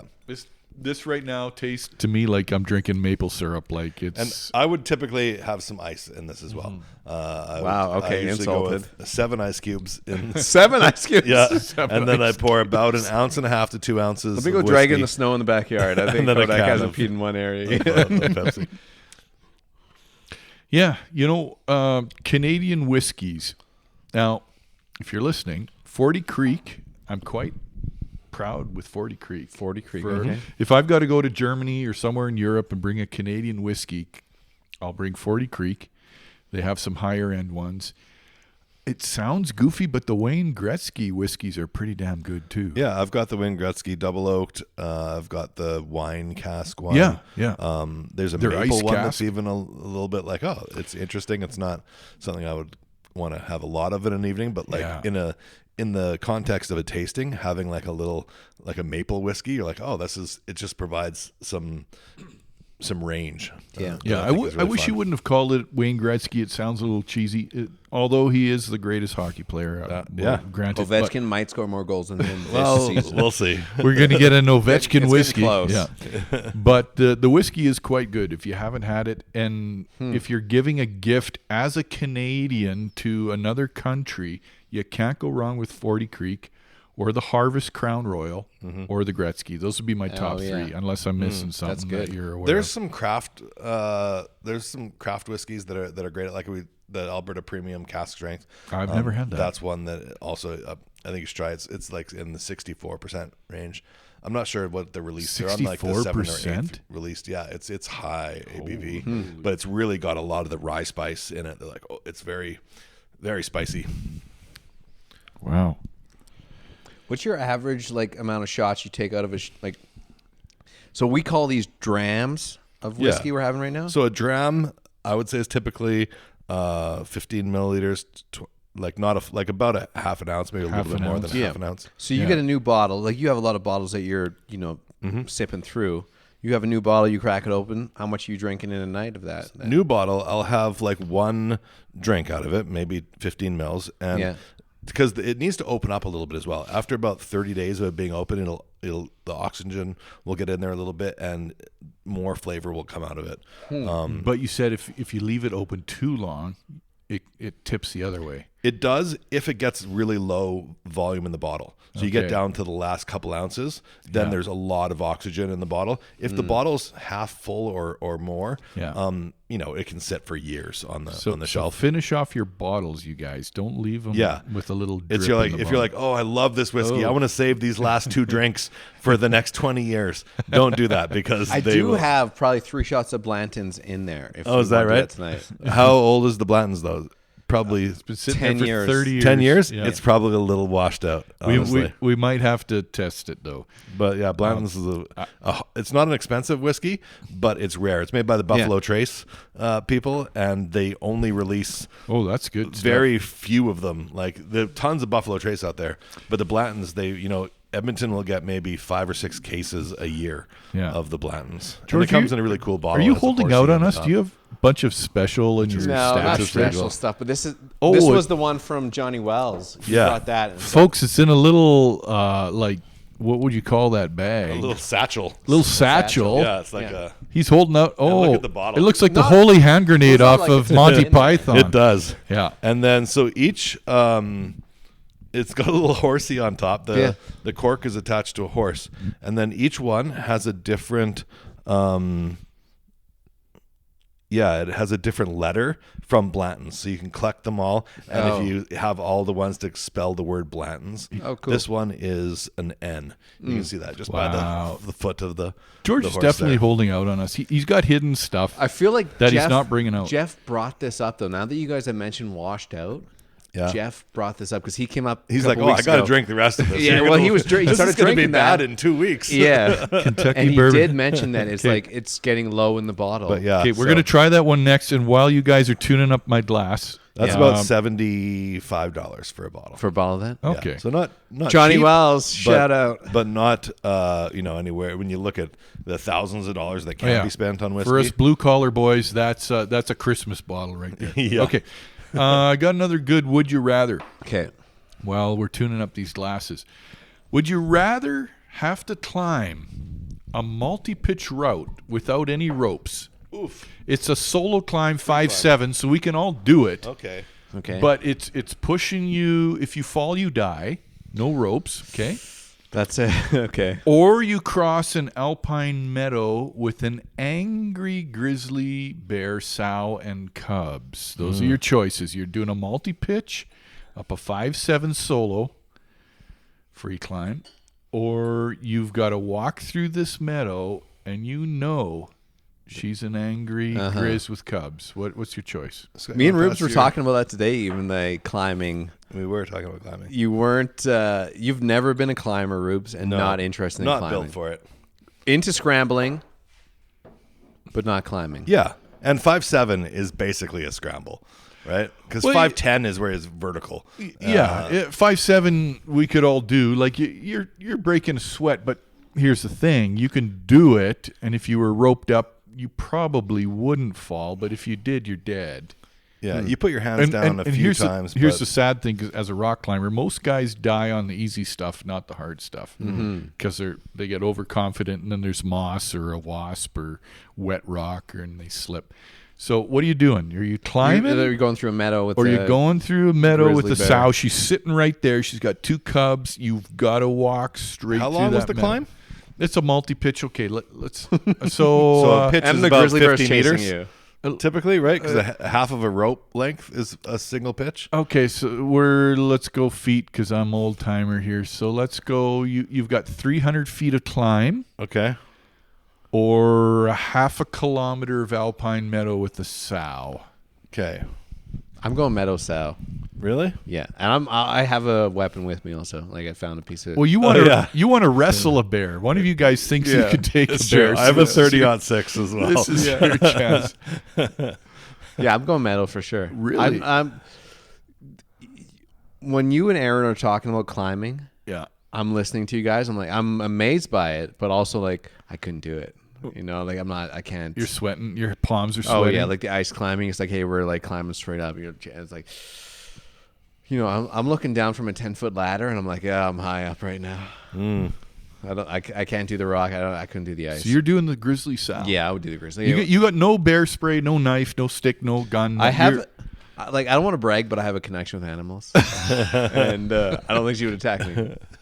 I think we'd become friends by the end of the meadow, to be honest. You do some wrestling real quick. We'd wrestle around. Like, little quick wrestle. Just a little play wrestling. Tussle with the cubs. She likes fine. that. Yeah. How about you, Reuben? I'm going through the meadow.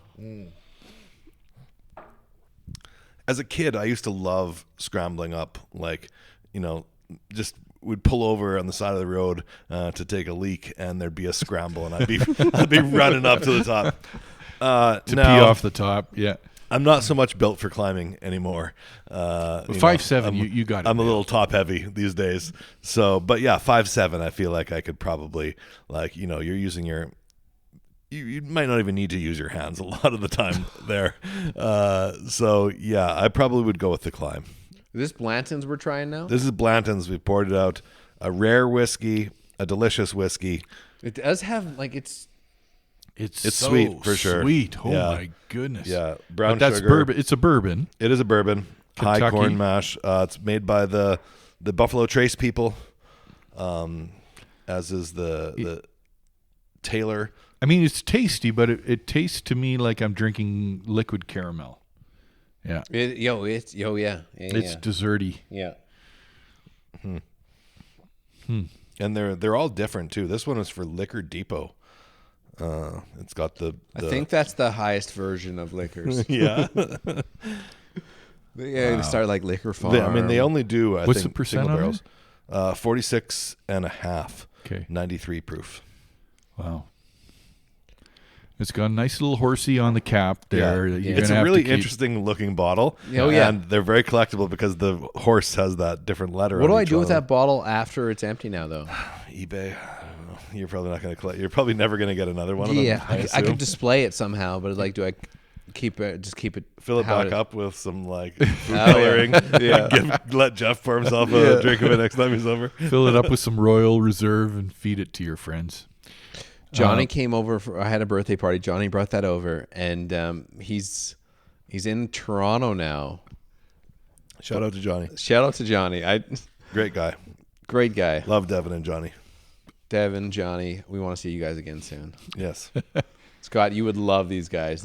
I'm meeting all your friends slowly but Classic surely. brothers. Yeah. Good dudes. Yeah. And you'll like when you meet Johnny, you'll be like, "Hey, I drank some of your Blantons." Johnny, we thank you for your bourbon. and great. he'll He'll be happy about He'll that. be- he'll be super stoked about Yeah. it. He'll be stoked. Okay, I got another would you rather. Yes. There always has to be some nakedness thrown in these for some reason. Okay. Okay. Wow. well- Okay, I'm gonna choose one too. Oh, jeez. Hold on. I've got to find it in my list here now. Yeah. Okay. Would you rather camp naked in the backcountry for 3 days Uh-huh. or have to give a toast as the best man at your buddy's wedding wearing only your underwear, your tighty-whities? Oh my so God. that's your option. Toast for sure. I love giving toasts. In Ruben's your a tighty toast whities? guy. Oh yeah, like yeah. I You're might good? be a big man, but I nothing to also hide. have no shame. So Ruben has a mullet, by the way. But it's a cool mullet. It's a cool mullet. Like you brought mullets back. Well, it Mullets wasn't me. are back. Mullets are back outside of. I cut my hair into this mullet, this fine mullet, actually as a fundraiser for Jumpstart, the charity that I really believe in. Allow kids to get out there and enjoy sports. Sports have been such a hugely positive impact on my life, and I want everyone to be able to have that. And kids that that can't afford it, Grow a mullet. being able to get help from a charity and get out there and play sports and learn how to win graciously and lose graciously, and then hopefully not grow up to be a crackhead mugging me in an alley someday. Jumpstart's a great program. Right on. I'm a huge fan of Jumpstart. So I came up with this idea that I had 4 different haircuts. I could shave my head completely bald, Mr. Clean. Yeah. I had the punk That rock, would be a nice one. Fat Mike mohawk. I think I voted for that one. To be Did honest, you vote for that one? Yeah. I had that. I would've had loved the the Conan mohawk. O'Brien like pompadour coif, and Which I had was a good look for you. the Billy Ray Cyrus mullet. Yeah. And Dog the Bounty Hunter mullet. I put it out there for everyone. I said, "Hey, whichever one, if you want to vote on this, send me some money for my charity, and whichever haircut raises the most money, I will cut my hair." And I was like, "I'll shave my. I have no shame. So I'm happy to. The mohawk was the one I was least excited about because I feel like that would have taken the most amount of work from me. And I said I'd do it for a month minimum. I had a cousin that had a mohawk. He would super glue it up. Yeah, I've So heard you of that. could, I've heard Jello. You could get a week out of it, probably. Jello's very popular as well. Yeah. But anyways, I said if it was mohawk, I would have done that. You're doing tidy whities as a toast to your best man. Yeah, I love giving toasts. Toasts are fun. Opportunity. And George, we haven't heard from you. Naked 3 days or tidy whities doing a toast? Oh man, tidy whities doing toast is a tough one. George, I feel like you would do the toast as well. You like to talk on a podcast and whatnot. I don't. Yeah, I've done a few. I hosted a wedding once. I DJ'd a wedding once, and I was like an MC once. Mm-hmm.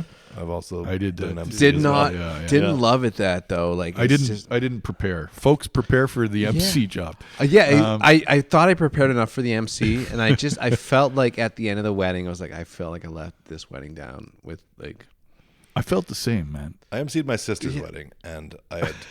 So I was very close to the bride and groom. Yeah. And I didn't really need much preparation. Did you nail it? I was pretty good.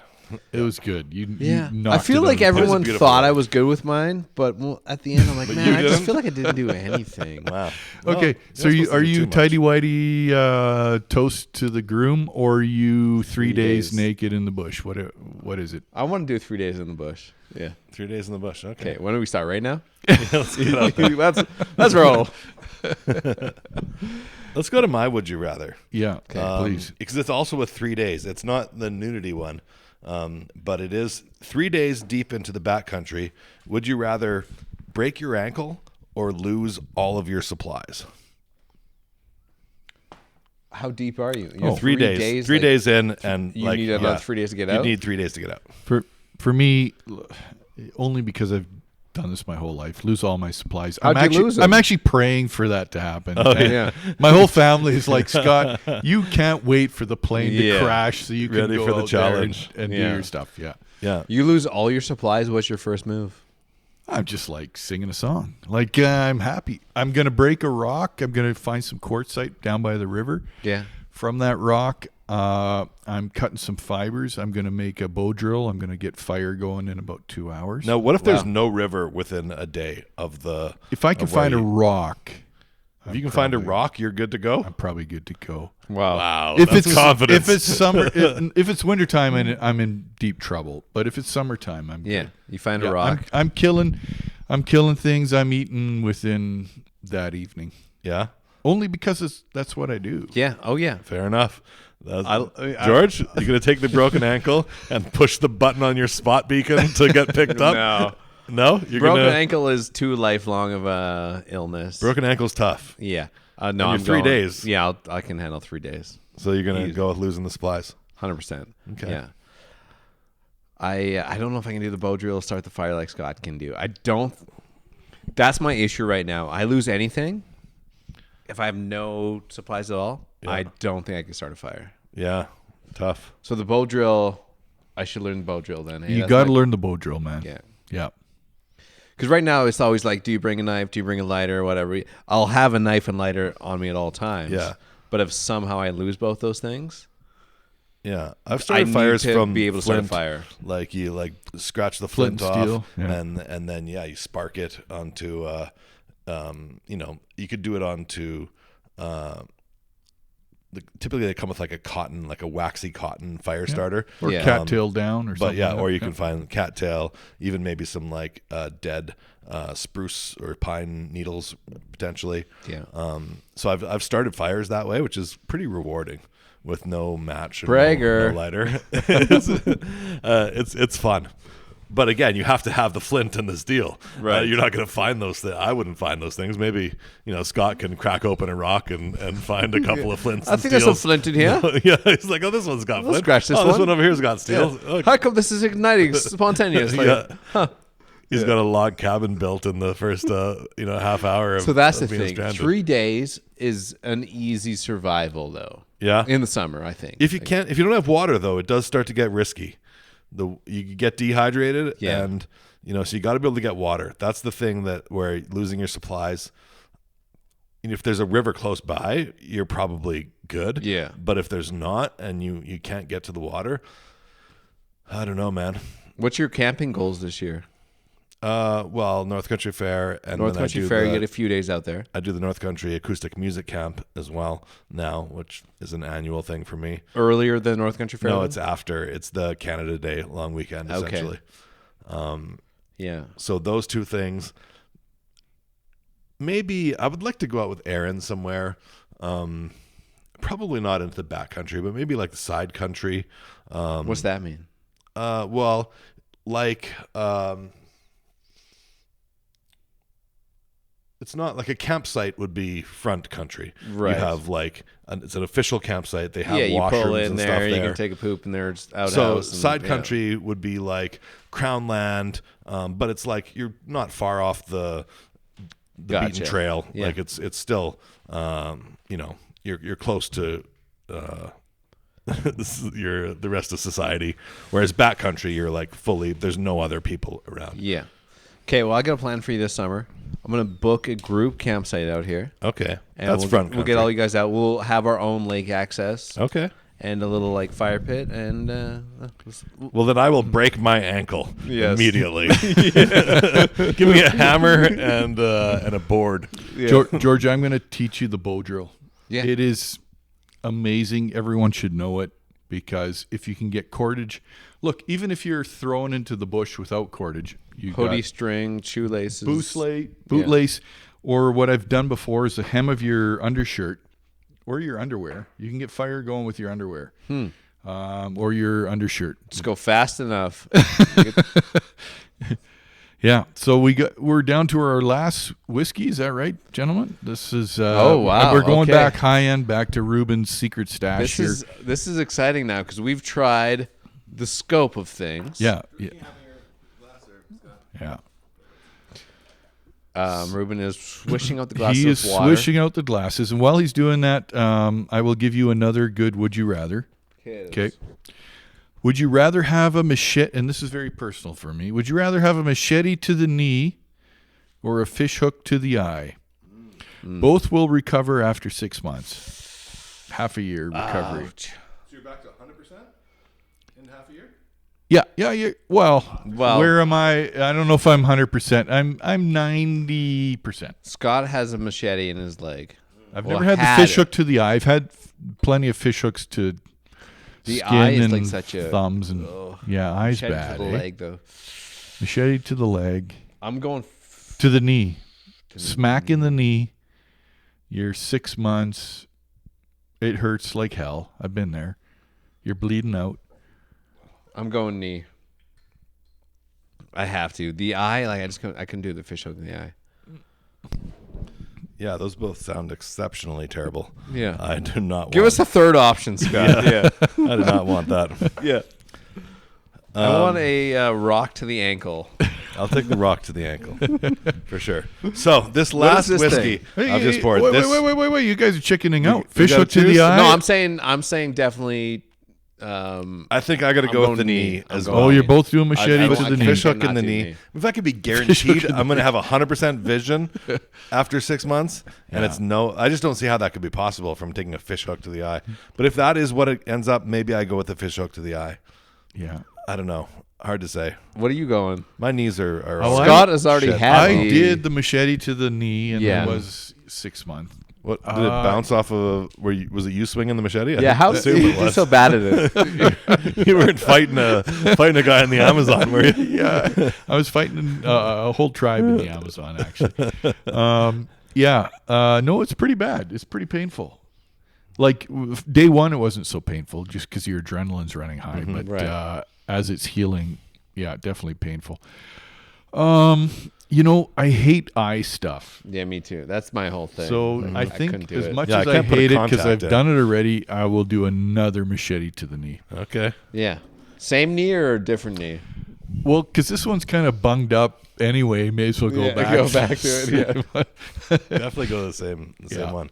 What am I Okay. looking for nose notes here? Yeah. So this one, we're looking at damp oak, toasted coconut, and I was gonna say coconut. Wow. breakfast cereal. This is single Breakfast cask nation, so cereal. this is an Little bit of, independent bottler. These guys do little bit of not Lucky distill. Charms. Yeah. Yeah, totally Lucky Charms. They do not distill their own whiskey. They buy single barrels from other distilleries, and then they either will be aged by the distillery or they might age them in their own warehouse. But they take Is this that barrel AI then? and then they bottle that barrel and they bottle it at cask strength. So it's like, there was a case of these for Canada. Like there's not much of this because it's only one barrel. 40%? No, 55. Gee. So how do you get your hands on a bottle like 55.3. this? Is it hard to get then, or you're waiting in line at the liquor I store? had to go at 10 a.m. There was a lottery to get on to Wow. do like a pre-sale basically. Yeah. So at 10 a.m. I had an alarm set. I went on. I bought the pre-sale, and then I was fast enough. I think it was sold out by 10:30 or 10:45. And then after we actually tried it, this was out of all of the releases from Single Cask Nation in the last outturn. This one I think was my favorite, and a lot of people's favorites. The Inchgower 15 is a Speyside whiskey, so the Speyside region of Scotland, northeastern, very small region. And the thing I like too about Single Cask Nation is they post the tasting notes, and then they actually post like a 1 to 10 scale. So like floral, this gets a 2 out of 10. Sweet, it gets a 7. Rich, it gets an 8. Spicy, it gets a 2. Nutty, it gets a 4. Earthy, it gets a 5. Smoky, it gets a 2. It's not very smoky. And then finally, oaky, it gets a 6. Yeah, Speysides are kind of known as spicy, fruity, as far as I'm recall. Yeah, a lot of the Glens, like the Glenlivet, Glenfiddich, some of the most famous scotches are Speyside scotches. So as far as monetary value, the Bowmore we started with, and now we've ended high end again here. Yeah, this is which $165 for 700 mils. Wow. Okay. So I'm honored. And the Bowmore is like a $200 bottle. Wow. Okay. So I mean, again, in the grand scheme, we're looking at there's $10,000 bottles out there. These are not really high end, but compared to what most people would drink on a regular basis. What I found, it jumps, right? You're in the $200, and then suddenly you're into the $1,000. Like there's nothing sort of in between, right? Yeah. There's so many whiskeys out there in the world. Yeah. It's crazy, but it's not that you would necessarily like something more because it's more expensive. But there are some characteristics that you get from a more expensive whiskey that you don't get from a younger whiskey. Ever look into the NFT version of whiskeys? No, what is like buying your own investing? Essentially, in a cask? you would buy an NFT that would be. I hate this story. Yeah, I know. It's like you get into like Bitcoin. It's all the digital currency and everything. But so I've looked into it, and I've looked into buying this. I may or may not have bought one of these, but you can buy an NFT that's essentially a coin for a whiskey that's being made or a scotch being made, and you can hold on to that, and then when that barrel is ready, you cash your coin in. They mail you a physical barrel. So or you can 12, sell 15, that. 20 years later. Exactly. So it just continues to go up in value. So do they tell you when they're planning to have the whiskey matured? Oh yeah.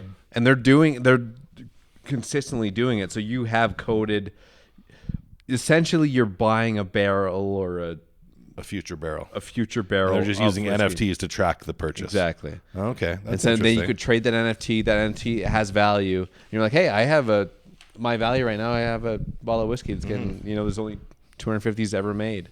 Yeah. Which was my favorite version of an NFT because I was like, this is something physical I could cash in.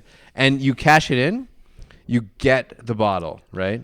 There's also so many different kinds of barrels that that whiskey gets aged in. So this one, they tell you right on here, this is a first fill bourbon hogshead, 29 months, 15 years. And so a hogshead. I tasted the This is a 29 months 15 right year? there. Yeah, this is 15 year. Wow, I've just beat. No, I've done 16. So Yeah. pretty close. Yeah, it's good. Do you like it? It little afterburn, Yeah. but very coconutty sweet. Yeah. Yeah, I got Sweet the and coconut. rich. Coconut was something that was like I never heard mentioned tonight, but I was thinking of it, and then you said the word, and I was like, there it is. Yeah. Coconut. I get the cereal. I really I don't know if that's my brain playing kind of some tricks on me. Yeah. But I really kind of. Is the placebo effect in Little whiskey bowl of tasting Cheerios. Absolutely 100% like is. heavily too? For sure. You're drinking a bottle. It's like this should taste like honey, and then you're like, No oh. one tastes a motorcycle jacket at low tide. Yeah, exactly. versus a motorcycle jacket at high tide. Yeah. Like, but It definitely has an afterburn. Like it comes on really sweet Yeah. and full of flavor, and then it's got a bit of a kick Little- in the little ass. hot in Yeah, the finish. Little hot finish. Yeah. yeah, it's not as I was trying to get a look at the legs here. It's not super oily. I don't. It's got think, nice but legs. It's definitely Whoa. not chill filtered or and there's no color So added. when you're looking for legs, you're looking for that oil coming down. I'm looking for how there'll It be hangs on the glass. several different tracks of it running down. Yeah, the no side. legs on this one. What? No, there should be legs, man. You're Yeah, spending there's like definitely $200. legs. Come on. But they're thinner. Like an oily whiskey, they'll be slow and they'll be thicker, like maybe a couple mils thick. You're looking for thin legs, George. Do you want to see mine? Toss me that Pepsi. Let me see if I can get some legs. I'm just kidding. I do see legs on this. You do yes. see them? Yeah. Yeah. The problem with legs is I'm scared of going over the. Well, you don't even have to shake it hard. Like you just tilt it Oh, like this you do the into the tilt side, move. and then tilt Oh. it down. And then I like to look at it from the opposite side, and I find I can sometimes get a better image of them. So On the- I went to Valley Village and I got. A whiskey. I got whiskey there. Valley So- Village 3. Auntie Aged for Carol, 3 years. one of my mom's sisters, they always were drinking rum and cokes, and they would drink them out of these like cool glasses with like you feel the spikes on the outside of them. And so I always was like, this is the best glass to get. So I went and bought a bunch of those glasses at Valley Nice. Village, and that was like my whiskey tasting glasses. And now Jeff and Reuben has said this is the way to go now. Now, So, not always. So we are that's- going with like a fancy bubble glass that are like $15 a glass almost. Yeah.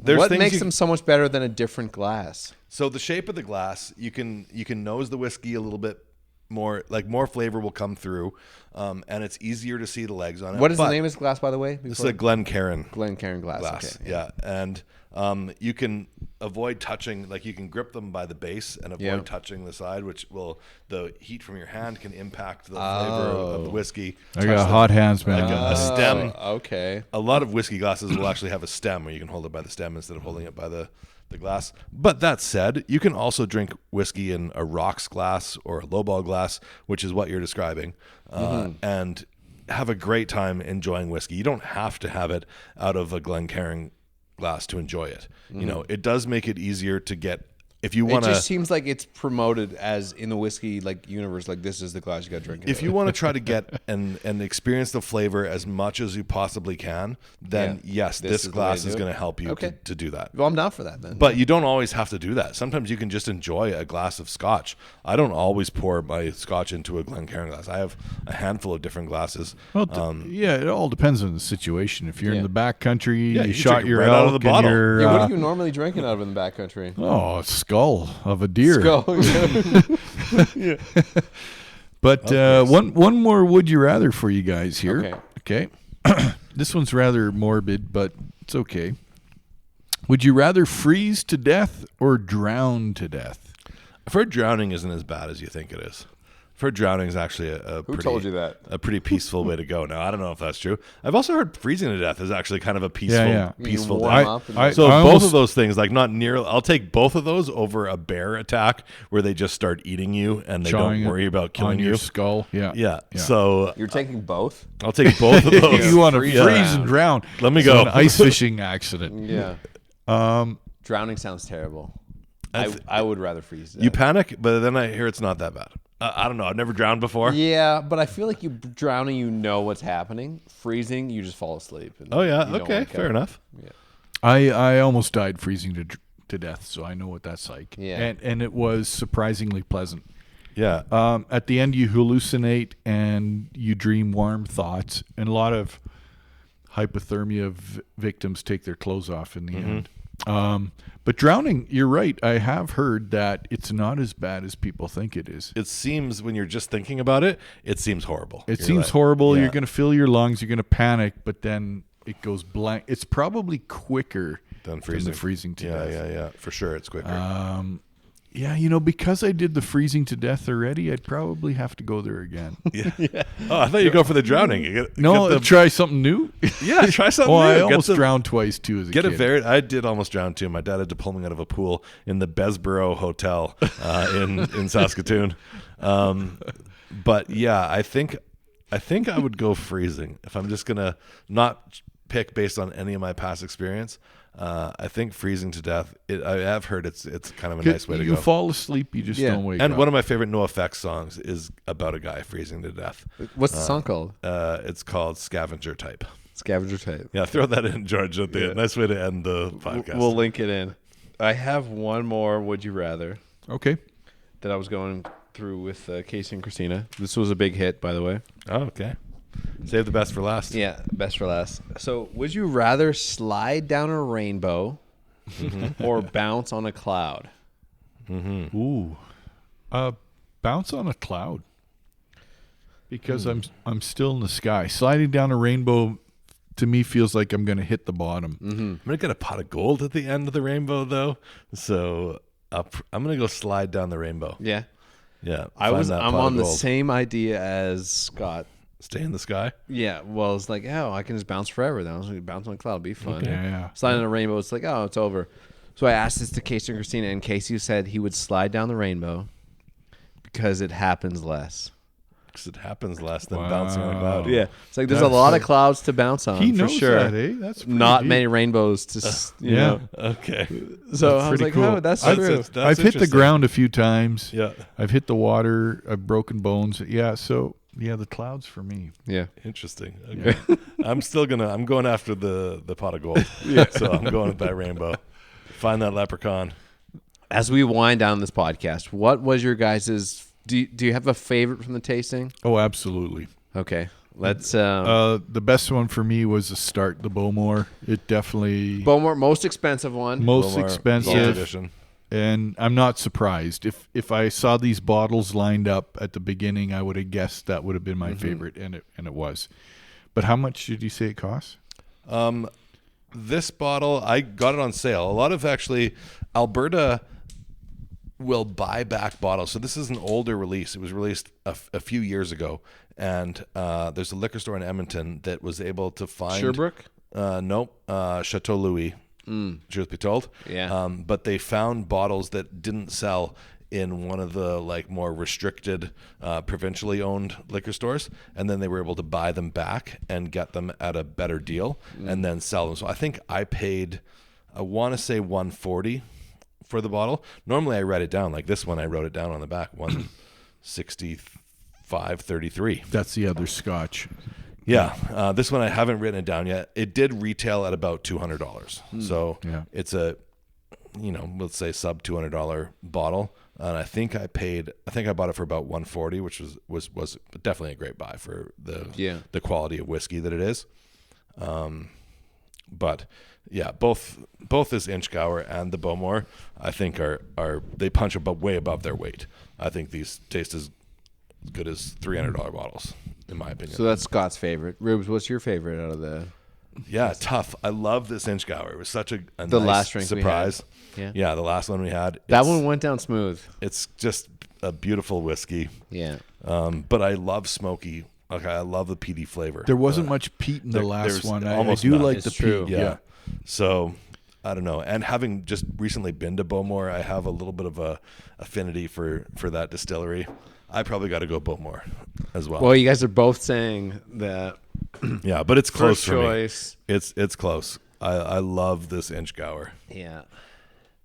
And how about you, George? He's Man, looking through the bottles. looking here. Picking the through them. Jameson. He's- What a guy. Honestly, He's tasting them all again. Yeah. The Tullamore Dew after the Bowmore that's was what the I'm- smoothest, right? That's what I'm going right now because the Tullamore Dew was like The Irish whiskey. it's Yeah. an Irish whiskey, but it was after something that was a little more extreme. Yeah, Yeah. that's because of the change in your palate Yeah. between those two. It felt I felt like that Tullamore Dew was like like a glass of water, like a glass of spring water in a lot- Ireland. yeah. which I like having on a Yeah, you know you don't like whiskey, I don't- so a glass of water is I way don't more. yeah I don't always You like beer. We've talked about this just recently. you But- guys but guys the- love the more experience. peaty, the more peaty you can get. You guys, oh, this is perfect. For me, I'm like, I'd like something I could sip on, but continuously sip on. You know, Interesting. Okay. Yeah, the Where Irish you guys are, like, whiskey is, savoring is a bit more. pleasant. It's a pleasant drink. It's like for beer drinkers. Are you diving into a stout, or is it a lawnmower beer on a hot summer yeah, day? you can Yeah. rock those Keystone Lights for yeah, 15 to 18 of them. yeah. Well, luckily, George, this Tullamore Dew is your bottle, so it will live in your cabinet. You'll be able to dip I back say in. that's my favorite taste of the night, but I don't.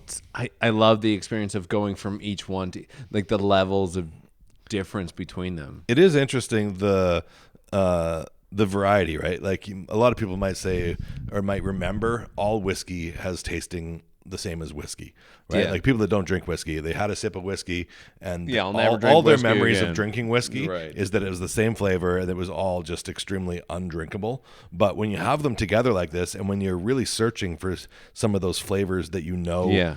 kind of are there, I think it's really interesting that how they can get a whiskey to have cereal flavors in it. Like I just love that. I think Very that's- diverse. All Is of there a- these were quite diverse. Yeah. Yeah, very. Yeah. Is there a whiskey on your list you want to? Well, I want to be invited to Reuben's little whiskey basement. Whiskey club, yeah. And try one of those bottles Yeah, that I'm in I'll too. never try. I mean, me and Scott are like Next time you're coming out to remote Edmonton, members. let me know. Yeah. Give me that $75 a month, and You and guys come we'll out try here some fancy and bottles. We'll make it happen. But no, next time you come up to Edmonton, I think the newest Cavalon bottle that I bought, I think you guys would both really, really like it. It's an impressive, I incredible want whiskey. to. I want to make a trip to Edmonton. You know, like all those bottles of scotch and stuff you have on your shelves you're never going to open. I You want wanna to do try a to trip to open them all? Edmonton to open one of them. Well, Be like, Okay, I got a better idea. all right. All three of us, I will pitch the hot tent in the back country. Okay. We'll have a raging fire, nice and warm, I like fires. blizzard outside. We're in the middle of nowhere, and Yeah. now Reuben pulls out Oh yeah, the the Cavalon. secret Yeah. stock. That's something you were Now, never going to open. That but, like, is now's the better time. than Edmonton basement, right? I like that The idea. location is everything. That's And funny. we could shoot a rabbit and fry it up with some bacon. Sure. Yeah. Roast, get it on a spit roast. Yeah. Over the fire. Are you down, Rubes? Yeah. That sounds delightful. Rubes is down. We can convince him. We'll I'm figure sure it of out. Yeah. We'll figure it out. Okay. Well, thanks for listening, everyone. Do Yeah. we? Everyone who's still here, an hour and a half later. It's been officially. Well, I don't know how that Officially first the part's longest that was an podcast? hour. Now this is a second hour just hit. So we are 2 hours in. Oh, Oh, okay. people are with us. They want to learn about the whiskeys. This I think it'll be a good one. is good. I'll Yeah. crop it together. Probably the most downloaded podcast that you've ever had. Right. Including part the of- previous editions of There's been a few podcasts we've been a part of that got some, Ari Shafir. Yeah, got viral and was like, whoa, okay, here we go. Yeah. I'm expecting 25,000 downloads At least, on yeah. this episode. Okay. Well, thanks for listening, guys. If you want to go hold us, click the links, I guess. And Bert Kreischer, if you want to come back on the show, Yeah. reach out. By the way, for doing a podcast where we're just drinking liquor and stuff, Yeah. I feel like we did a good job. There was a lot of Yeah. would you rathers. I feel like I'm slurring a little bit now, but Yeah, I would. You know what would have been a great way to finish this is with a blow we're still test. finishing it. So Like if we could have all done a breathalyzer to see where our blood alcohol level is at this point, that would have been a fun way to finish. yeah. And on a last note, if you want to sponsor us because you're listening and you own any of these whiskey companies, we are all ears. We're down to review whiskey. By the way, me and Reuben had talked about this today too, Scott. Like, this is just kind of like the first edition of a whiskey review podcast. Oh, where absolutely. We could like now that I know Reuben has 160 bottles, Reuben this is only the tip of the iceberg, folks. and Reuben and Jeff, who is a frequent guest on the podcast too, like they're part of this whiskey club. We want the whiskey club to be out here in Hinton. Yes, we will bring you here. Start at Whiskey Okay. Club in Edmonton. Do it. Yeah. And then be like, hey, we're doing a Hinton field trip this weekend. All right. Come out.